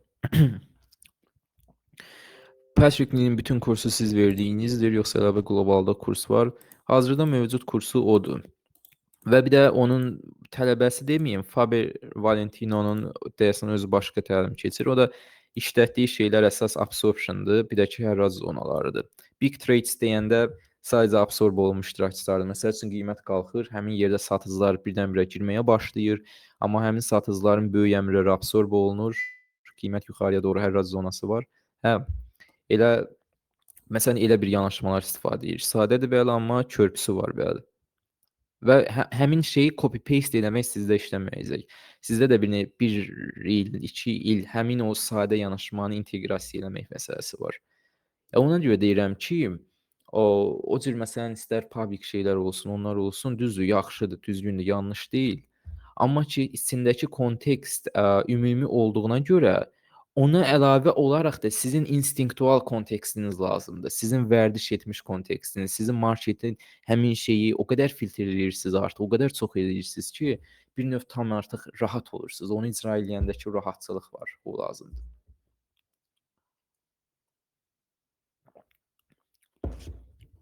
Az sual qalıb. Sonra nə var? Asosiallığı necə son qoymaq olar? Zəhmət olmasa göstərsin. Asosiallıq sosial olmamaq və s. onu deyirsənsə, son qoymaq məsələsi əgər qorxuların varsa, limitləyici nüansların varsa ki, məsəl üçün deyək ki, kiməsə nəsə soruşmaq istəyirsən, amma qorxursan, çəkinirsən. Bunlar bəli, biraz qorxaqlıq, tarixi təcrübə ilə bağlı ola bilər. Bir də ki, bu culture bunda böyük rol oynayır. Məsələn, içində düşdüyün, yetişdiyin, böyüdüyün culture bunda çox güclü rol oynayır ki, hə, sən artıq kiməsə gedib nəsə soruşa bilirsənmi, deyə bilirsənmi, tanımadığın adamla sosiallaşa bilirsənmi? Bu yerdən çox şey asılıdır, həqiqətən deyirəm. Məsələn, adi kiçik bir yeri nümunə çəkək. Bakının özünün hissələri var da. Bakının özü tək bir yer deyil ki. Royal Parkda böyümüş biri, Royal Park yəqin ki, bilir. Orada böyümüş birindən kənar qəsəbədə böyümüş biri eyni qədər sosial olmur. Eyni qədər cəsarətli, eyni qədər necə deyim, belə limitləyici nüanslara sahib olmur. Tamam fərqli dünyalar görürlər. Yəni eyni məsələn deyək ki, Bakı deyirik də, eyni Bakının içində belə tamam fərqli dünyalar görək, tamam fərqli atmosfer, tamam fərqli insanlar görək belə, çox fərqli sosial bacarıqlar formalaşdırır. Ona görə də ki, asosiallıq bir növ niyyətli formada son qoyulacaq bir şey deyil. Məsəl üçün deyək ki, siz hələ də qonşularınız və s. çox sizin asosial olmağınızı dəstəkləyəcək bir mühitdir. Məsəl üçün siz qorxursunuz ki, oğlandan öz yaşlılığınızdan soruşmağa rahatsınız, amma məsələn yaşlılığınız olmayan insanlardan və yaxud da əks cinsə yaxınlaşmaqdan qorxursunuz. Məsəl üçün deyək ki, ortalıqda heç kim yoxdur, bircə dənə əks cinsdə olan yaşlıdan qız var, yaxınlaşıb nəsə soruşmaqdan qorxursan ki, birdən səhv başa düşər, birdən elə başa düşər ki, mən bununla tanış olmaq istəyirəm, mən nəsə eləmək istəyirəm. Bax, belə bir mühit var. Amma onu başqa mühitə düşsən, başqa düşüncədəki insanların içinə düşsən, görərsən ki, artıq məsələ dəyişir. Məsələ dəyişir. Çox rahatlıqla istənilən adamla ünsiyyət qura bilirsən, soruşa bilirsən, yol mu lazımdır, nəsə bir yer mi lazımdır soruşursan, yanlış başa düşmür. Amma o qızı da qınama. Çünki o qızın olduğu mühitin içində də ona qəsdən gedib nəsə soruşanlar ona tanış olmağa və yaxud da belə şey eləməyə çalışırlar da, bir növ narahat eləyirlər. O da həmin mühitdə böyüyüb deyə də başqalarına həqiqətən elə olmayan insanlara da elə davranır da, bir növ asosiallığı dəstəkləyən mühit daha çox formalaşır. Və yaxud da yaşlı insanlara gedib nəsə soruşa bilmirsən, onu ciddiyə almırlar, pis davranıblar sənə və yaxud da köntöy cavab veriblər. Məsələn, necə də belə şeylər. O mühitdən çox şey asılıdır. O yerdə olan insanlardan çox şey asılıdır. Məsələn, Bakının özündə lap uzağa getməyin, fərqli hissələrinə, lap deyək ki, şəhərin öz içində belə fərqli hissələrin fərqli culture-ları var, fərqli dünya görüşləri var. Məsələn, 20 yanvar tərəfə getsəniz görərsiniz ki, tamam fərqli insanlarla qarşılaşırsınız. Məsəl üçün, başqa deyim, Ağşəhərə getsəniz, başqa tamam fərqli. Sibrizə getsəniz, tamam fərqli insanlarla qarşılaşırsınız. Məsəl üçün, deyək ki, nə bilim, İçərişəhərə getsəniz, tamam fərqli insanlarla qarşılaşırsınız. Tamam fərqli, ideologiyalar görürsünüz. Tamam dəyişik, necə deyim, düşüncədən olan şeylər görürsünüz, mühitlər görürsünüz. Yəni multikulturalizm deyim, necə deyim, multi ideologiyamı deyim, o şey çox fərqlidir. Yəni diversity çox fərqlidir. Adi bu küçədən o küçəyə belə diversity, düşüncə diversitysi çox fərqlidir. Dai quarterly teori haqqında məlumatınız var? Var. Yəqin ki, o qədər də, nə bilim, o qədər də ciddi alacaq bir şey deyil məncə. Yəni quarterly teori, PO3 və sair bu kimi şeyləri əhatə eləyir. Əgər ki, məsələn, üstündə körpü tapa bilsən, məsələn, uzun illər artıq bilirsən ki, konkret bir yanaşman var, o zaman bəli, yaxşı ola bilər. Yoxsa copy paste eləməyə çalışırsansa, öyrənirsənsə, teorik hissəni özündə tətbiq eləməyə çalışırsansa, bu olmayacaq. Çünki konkretlik yoxdur, konkret kontekst yoxdur. Sadəcə, necə deyim, elə belə ciddi görünən dayə, quarterly, 1/4, ciddi. Qəşəng ağırlıq var da, elə deyilmi? O ağırlığı hiss edib qapdırırlar özlərini. Mən düşünürəm ki, quarterly teoriya o qədər də yaxşı bir şey deyil. Onunla qazananlar varsa, özünü göstərməlidirlər, sübut etməlidirlər ki, həqiqətən işləyən bir statistikası var. Əlinizdə şey olmalıdır, əməliyyat datası olmalıdır. Bu gün qazanıbsınızmı dahi quarterly teoriya ilə? Bu həftə ərzində qazanıbsınızmı? Və yaxud da inanırsınızmı? Həqiqətən saxta yox ha, etiraf edib, yəni cəsarətlə etiraf etməlisiniz ki, mən sual verəndə həqiqətən elədiyinizə güvənirsinizmi, yoxsa hələ ona güvənsizlikmi var? Məsələn, order flow yanaşmalarının bir tərəfi ona görə yaxşıdır ki, arxa fonu bilirsiniz deyə güvən olur, rahatlıq olur ki, marketin özüdür. Onsuz da bu marketin özüdür, rahatlıq var. Amma uydurma şeylər olanda, quarterly teoridir, vasar, CRT-dir, uydurma şeylər olanda həqiqətən gerçəkdən güvənmirsiniz, rahat olmursunuz. Fərq burasındadır. Amma həqiqətən güvənməyin bir yolunu tapsanız, görsəniz ki, həqiqətən güvənəcəyiniz, rahatlıq tapacağınız bir şey var, bir kontekst var, onda o yaxşıdır. Amma onu mənə sübut edəməyənə qədər və yaxud da özünüz həqiqətən görməyənə qədər təbii ki, yaxşı deyil. Neçə yaşınız var? 20.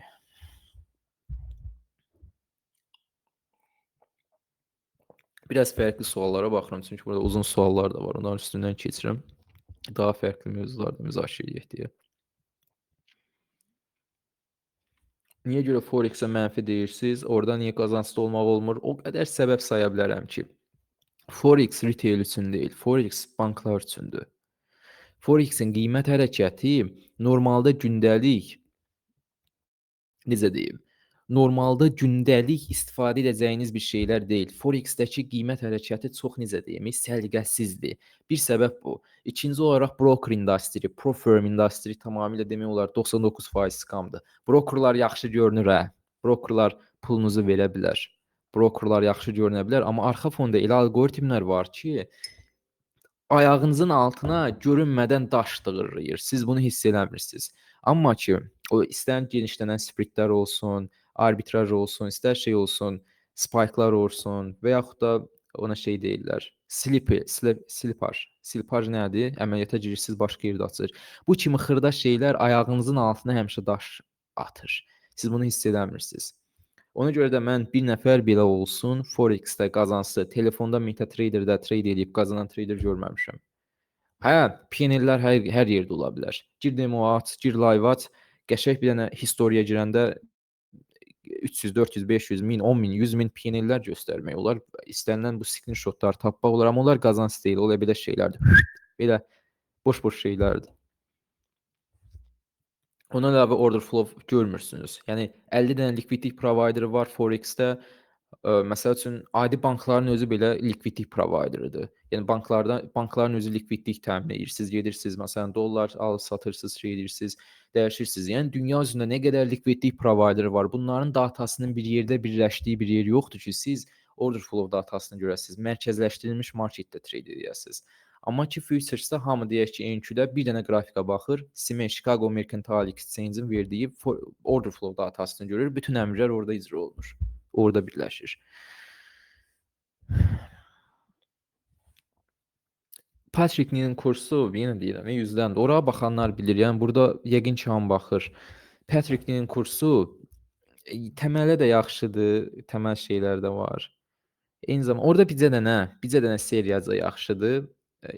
Edge Implementation. Yəni o ikinci Premium-un 4-cü seriyasıdır. Introduction to Edge Implementation. Orada nisbətən az-maz yararlı şeylər danışır, amma çox azdır. Həqiqətən deyirəm ki, o mentorluğa görə o qədər çox az kontekst, o qədər çox dəyərli sos var ki, içində. Belə necə deməyim, şey deyirlər ona. Hə. O çox o şeyə görə çox azdır. Çox az belə ləzzətli bir şey tutmaq olur içindən. Var, amma çox azdır. Bir də cək dənə, sənin 2-3 dənə, orada bir dənə belə söz dedi, 10 dənə, sən 2-3 dəqiqə video qurtardı. Biraz o məsələsi var onun.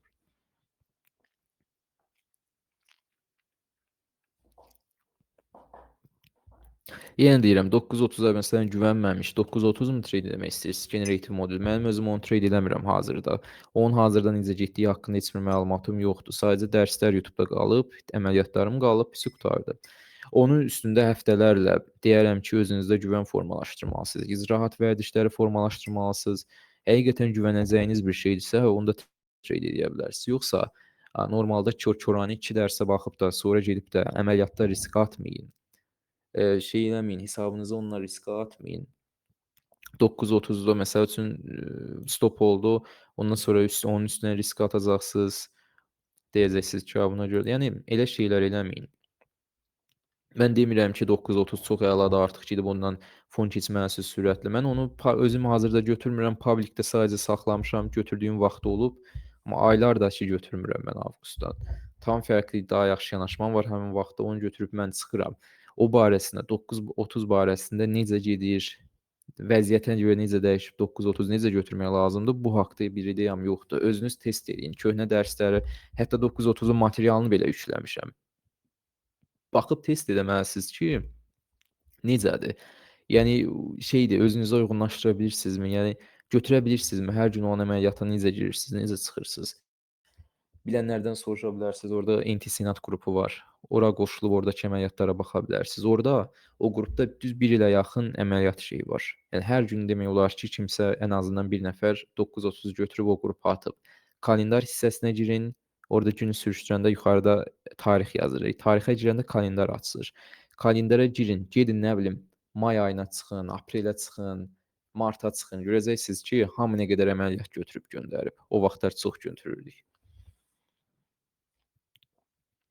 Mən axı Forex-dən Nasdaq trade edərkən 9.30 ilə fon hesabımı -400-dən gətirdim. Ola bilər, yenə deyirəm, bu deterministik market deyil, demirəm PNL-iniz müsbət ola bilər. Amma ki, irəli getməyinizin qarşısında bir növ daş dığırlayacaq. Onu mən qumarda da deyirəm ki, qumarda da eyni zamanda bəzən insanlar elə bir şeyə qapılır ki, yaxşı qumarbazdılar. Hər şey yaxşı gedir. Ta ki, biraz təkər burulana qədər. Ondan sonra hər şey yaşamağa başlayır.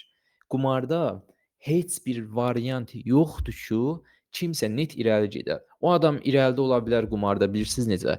Bircə dəfə oynasın, bir-iki dəfə oynasın, qazancdadırmı? Füsü qurtardı, onunla da tüpürsün, bir də girməsin. Qazancı götürüb onunla da tüpürsün, bir də girməsin.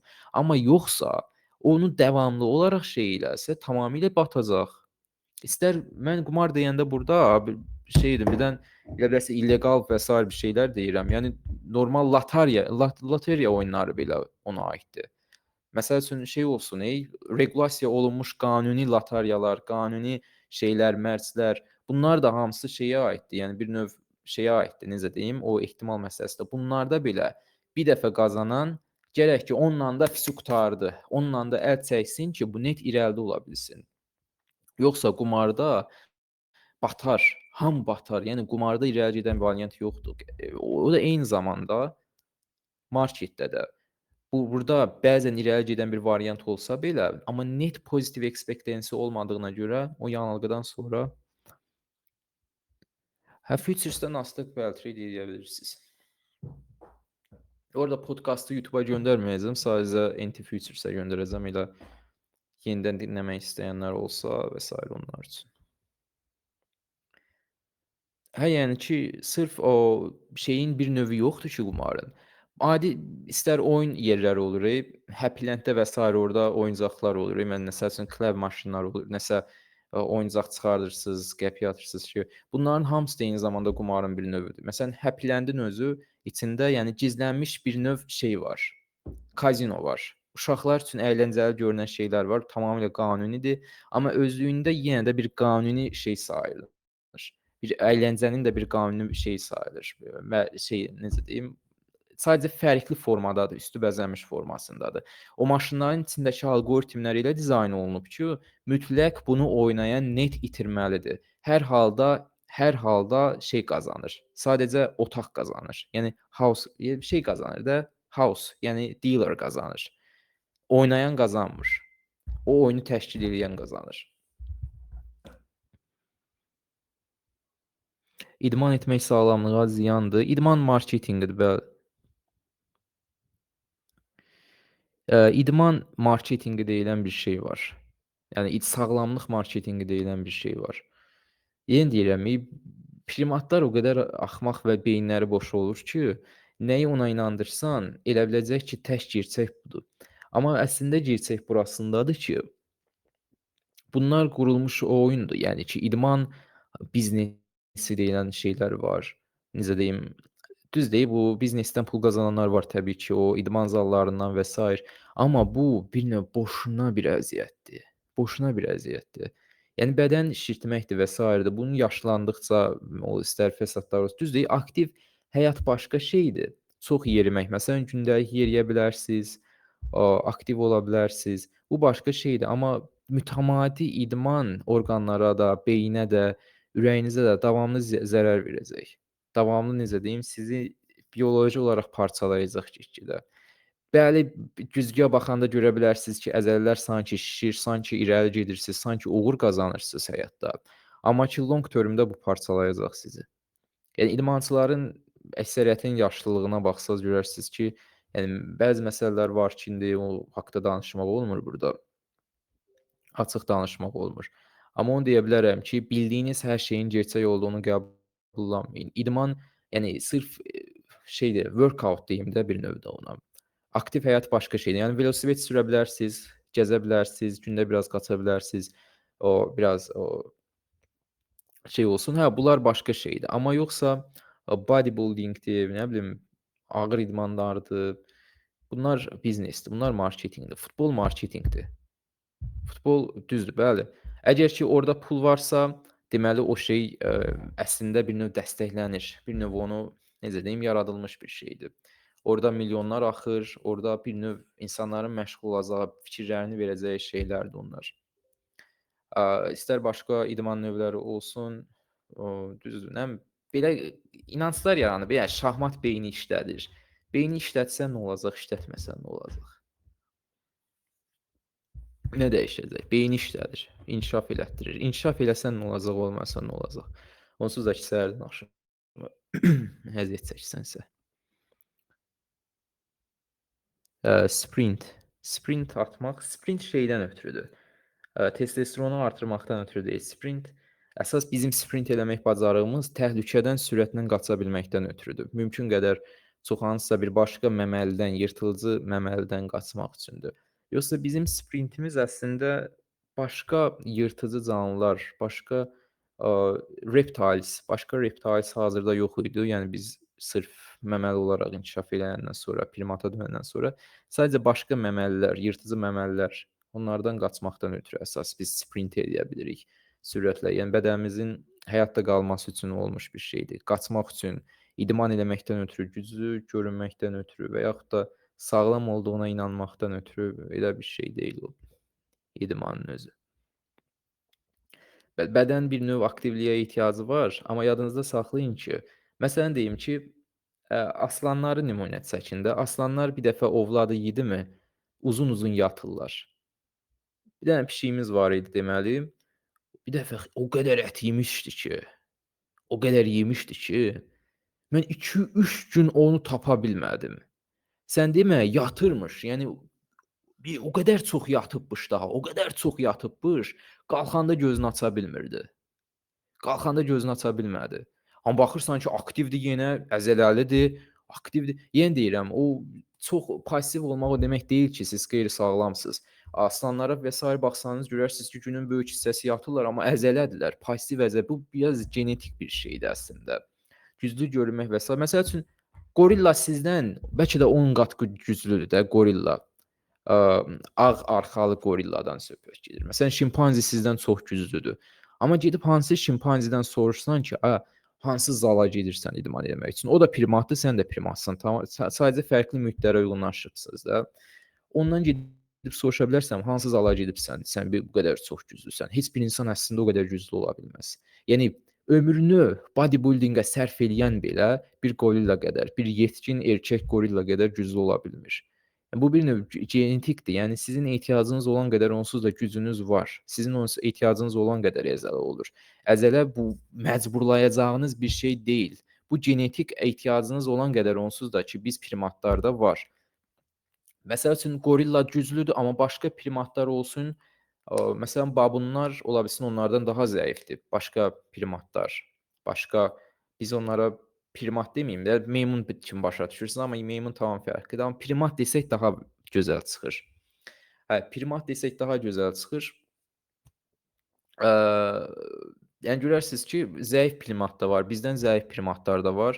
Daha balaca, boyu balaca olan primatlar da var, ağacda yaşayan.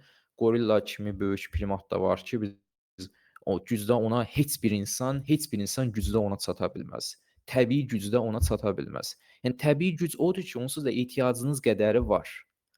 Yeyib yatan bir pələng niyə sizdən güclüdür? O nə vaxtsa workout eləməyib. Bu biraz genetikdir. Genetik ehtiyacı onsuz da bədən qarşılayır.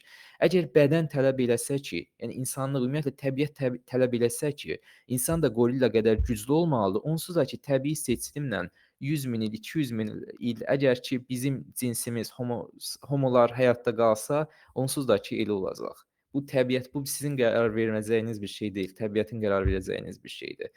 Və təkamüldə fərd deyilən bir şey yoxdur. Bir növ var. Bir növ var sadəcə. Məsələn, bir homo növü var ki, bunun başına nə gələcək? Burada elə bir şey yoxdur ki, Nihatın başına gələcək. Nihat təkamül keçirə bilməz. Nihat dəyişə bilməz hazırda olanı. Sadəcə olaraq Nihatdan sonra gələn, onun növbəti nəsilləri, Nihat məsəl üçün ondan 10 nəsil, 20 nəsil sonrasına təbiət qərar verəcək, bəli. Və hazırda oturaq həyatda, məsələn, hazırki şeydə də təbii gücə çox ehtiyac yoxdur. Təbii gücə insanların çox ehtiyacı yoxdur, amma beyninizin gücünə ehtiyac var deyə beyinlər get-gedə böyüyür, əzələlər kiçilir. Əzələləriniz böyüsə, bədən ona enerji çatdırmaq istəsə, beyniniz kiçiləcək. Yəni bir növ belə deyim ki, orqanizm tərəzidir. Bir tərəfinə minsəniz, o bir tərəfi boşda qalacaq. O bir tərəfinə minsəniz, bu bir tərəf boşda qalacaq. Yəni siz şey deyilsiniz, necə deyim, robot deyilsiniz ki, həm bunu doldurasınız, həm bunu doldurasınız. Enerjiyi bədən, beyin çoxsunu beyin yeyir.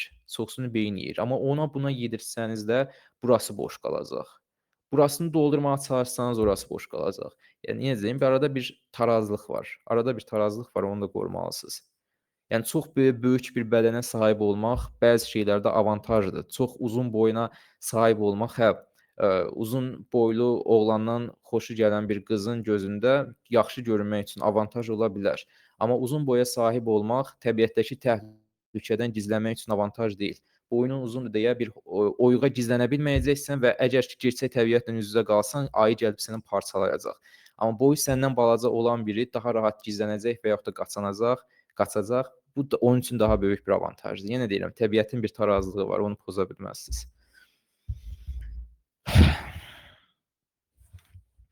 Dördüncü dimensionu izah edə bilərsiniz. Bunu belə deyim, dördüncü dimension artıq biraz belə daha ciddi mövzulara keçirik. Bu biraz deyərdim ki, əslində uydurma, xəyali bir şeydir. Necə ki, əslində birinci dimensionda yoxdur, ikinci də yoxdur, üçüncü də yoxdur. Bunlar hamısı bir vahid olaraq mövcuddur. Sadəcə mövcudluq olaraq mövcuddur. Hansısa bir necə materiya mövcud olması üçün sürətə ehtiyac var, hərəkətinə ehtiyac var onun. Yəni hərəkətsiz qalan bir şey mövcud deyil. Hansı ki, hərəkətsiz qalan şeylər onsuz da mövcud deyil. Yəni necə deyim? O keçən və bir şey atmışdım. Hazırda biz saniyədə 850 kilometr 850 kilometr sürətlə hərəkət edirik. Yəni A nöqtəsində isə 1 saniyə əvvəl, indi B nöqtəsində isə 850 kilometr boşluqda hərəkət eləmişik. Çünki yerin özü də hərəkət eləyir. Yerin özü Günəş ətrafında da hərəkət eləyir. Günəş sisteminin özü də süd yolunda hərəkət eləyir və süd yolunun özü də daimi hərəkət eləyir. Və biz o qədər kiçiyik ki, bizim kilometrimiz görürük ki, ay 8 saniyədə 850 kilometr nə deməkdir? Yəni biz daimi belə böyük bir sürətlə hərəkət eləyirik. Yəni amma dimension xəyalidir. Siz bir dimensionu nə isə göstərə bilməzsiniz. Siz bir nöqtə çəkə bilərsiniz ora. Amma o nöqtənin özü 3-cü dimensionda axı. Və yaxud da bir xətt çəkə bilərsiniz. O da 3-cü dimensionda mövcuddur axı. Onu siz təsəvvür belə eləyə bilməzsiniz. Sadəcə xəyali olaraq mövcuddur. Deyək ki, bir dənə surface-də, bir dənə deyəsiniz ki, kağız 2 dimensionludur da, amma əslində yox, bu 3 dimensionludur. Yəni indi hazırki dünyada nədirsə, kağız da odur. Kağız da 3-cü dimensionda mövcuddur. Yəni şeydir, 3D-dir. Bu kağız da 3D-dir, bir nöqtə də 3D-dir. Bir çubuq götürsən ki, bu 2, yəni məsəl üçün birinci dimensiondur. Bircə dənə sonu var, əvvəli var, sonu var, düz xəttdir. Amma bu da xəyalidir. Bunlar riyaziyyatda istifadə olunur. Yəni bunlar gerçəkdə obyekt halında mövcud deyil. Çünki ola bilməz. Obyekt halında bir nöqtə mövcud ola bilməz. Bir düz xətt mövcud ola bilməz. Bir düz xəttə oxşayan nəsə mövcuddursa, deməli artıq bu bir obyektdir. Və bir obyektdirsə, bu da 3 şeydədir, 3-cü şeydədir.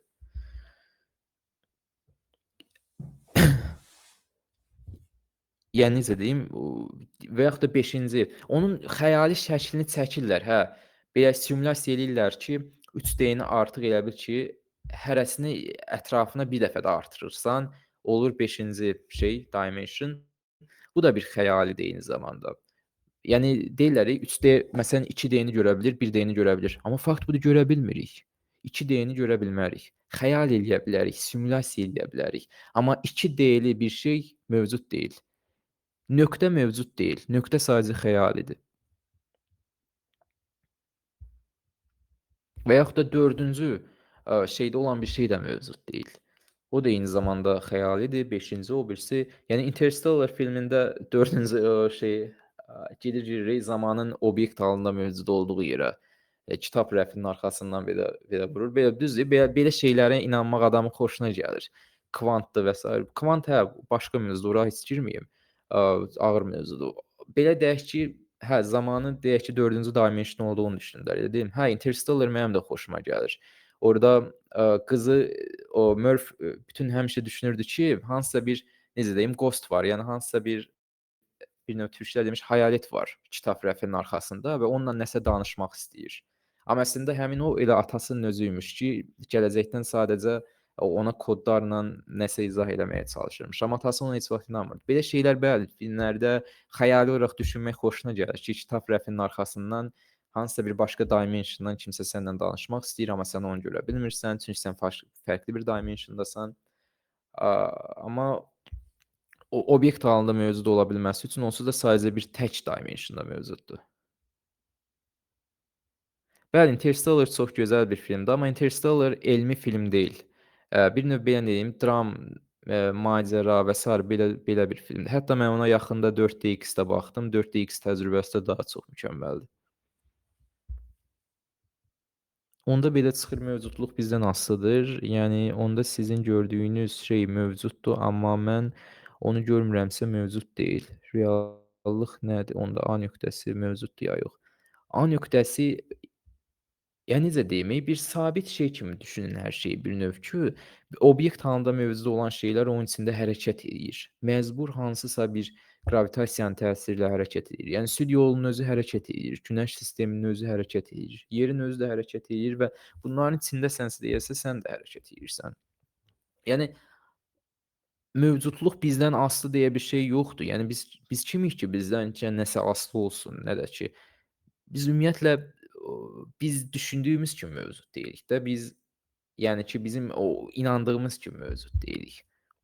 Sadəcə olaraq materiya, sonsuz materiyayıq. Yəni fərqli formalarda olacağıq. Yəni sənin deyək ki, gözün hal-hazırda dünyanı gördüyün gözlər əvvəlcə başqa bir canlının bir parçası olub. Yəni hazırda sənin dünyanı gördüyün gözlər və yaxud da dünya haqqında düşünən beynindəki su, 60%-ni deyək ki, sudur, hazırda belə deyək. Həmin o su vaxt var idi, milyonlarla canlının bir parçasında olub. Milyonlarla canlı o suyu içib, ifraz edib, o su təbiətdə dövr edib və hazırda sənin düşünən beynin o sudan istifadə edir, oksigendən istifadə edir. Yəni materiya yox olmur, sadəcə formasını dəyişir. Nəsə bir şey yaratmır, sadəcə formasını dəyişir. Düşünən beynin belə, o beyninin içindəki elektrik siqnalları olur. Onlar da vaxt var idi bir şimşəkdən olan dünyaya gələn bir enerji ola bilər. Yəni yer üzündə okeanın altındakı şey o necə deyirlər ona, termal sobalar deyirlər, nə deyirlər. Məsələn, ondan çıxan bir enerji ola bilər. Sadəcə o beynindəki o elektrik siqnalları var, neyronlar istifadə edir. Sən hazırda mənə qulaq asa bilirsən, həyat barəsini, həyatı müqayisə şey eləməyə çalışırsan, anlamağa çalışırsan. Bax həmin o neyronların işləyişinə, o neyronlarında dönən enerji var. Həmin o enerji də təbiətdə vaxt var idi, fərqli bir formada mövcud idi. Bəzən bir şimşəyin bir parçası olub, bəzən bir ola bilsin fiziki halda da mövcud olub, bəzən bir sürtünmədə mövcud olub, bəzən bir qidanın içində kalori olaraq mövcud olub, qidaya keçib. Bəzən günəşdən gələn, istilikdən keçən günəşin bir enerjisindən gəlib. Yəni belə deyim ki, bu şeylər haqqında çox əslində adam beynini yoranda görürsən ki, çox fərqlidir. Amma fakt elədir, hazırda sən ən ibtidai bir şeydən dedim. Sənin həyat barəsində düşünən beynin var. Düşünürsən ki, ayda görəsən məna nədir? Orada dönən neyronların enerjisi belə sonsuz, yəni heç vaxt yox olmayan və yaxud da yaradılmayan enerji idi. Və sən də yox olanda o enerji fərqli bir formaya keçəcək. Ola bilər istilik enerjisinə keçdi. Ola bilsin ki, necə deyim, yəni güman ki, istilik enerjisinə keçir. Neyronlar öləndən sonra onun elektrik enerjisi və yaxud da fərqli bir enerji növünə keçir. Parçalanandan sonra bədən, amma ki, yəni yox olmur. Ola bilsin fərqli bir bitkiyə keçəcək necəsə kalori olaraq, ondan sonra fotosintez nəsə dövr eləyəcək də kainatda, amma ki, heç vaxt yox olmayacaq o enerji. Və heç vaxt deməyəcəklər ki, bu filan kəsin beynində mövcud idi nə vaxtsa. Filan kəsin beynində mövcudluq deyə bir şey yoxdur. Özəlləşdirmə deyə bir şey yoxdur kainatda. Sadəcə dəyişmə var. Bu vəziyyətdən başqa vəziyyətə keçə bilər, bu vəziyyətdən başqa vəziyyətə keçə bilər. Yoxsa sahiblənmə deyilən bir şey yoxdur. Mən deyilən bir anlayış yoxdur. Mən deyilən bir anlayış, bir özəlləşdirmə anlayışı yoxdur əslində kainatda. Sadəcə bir müvəqqəti şəkil dəyişmə forması var. Və o müvəqqəti sözünü yadınızda saxlayın. Və son mövzudan çıxaraq da sual veririk. Traitor jurnalınız varmı? Bəli, OneNote-da əməliyyatların screenshotunu qeyd edirəm. Elə belə dursun, nə vaxtsa baxmaq lazım olar deyə. Onda başqa sual qaldı mı? Yox, deyəsən sual qalmadı. Xeyli müzakirə elədik. Yəni uzun müzakirə elədik. Bəzisi qatıla bilər, bəzisi qatılmaya bilər, amma nəysə. Belə gecəniz xeyrə, yenə görüşənədək bu şeyin canlının, yəni podkastin səs rekordunu göndərəcəm. Kimsə ola bilsin sonradan qulaq asmaq istədi, qoşula bilmədi. Sağ olun, gecəniz xeyrə.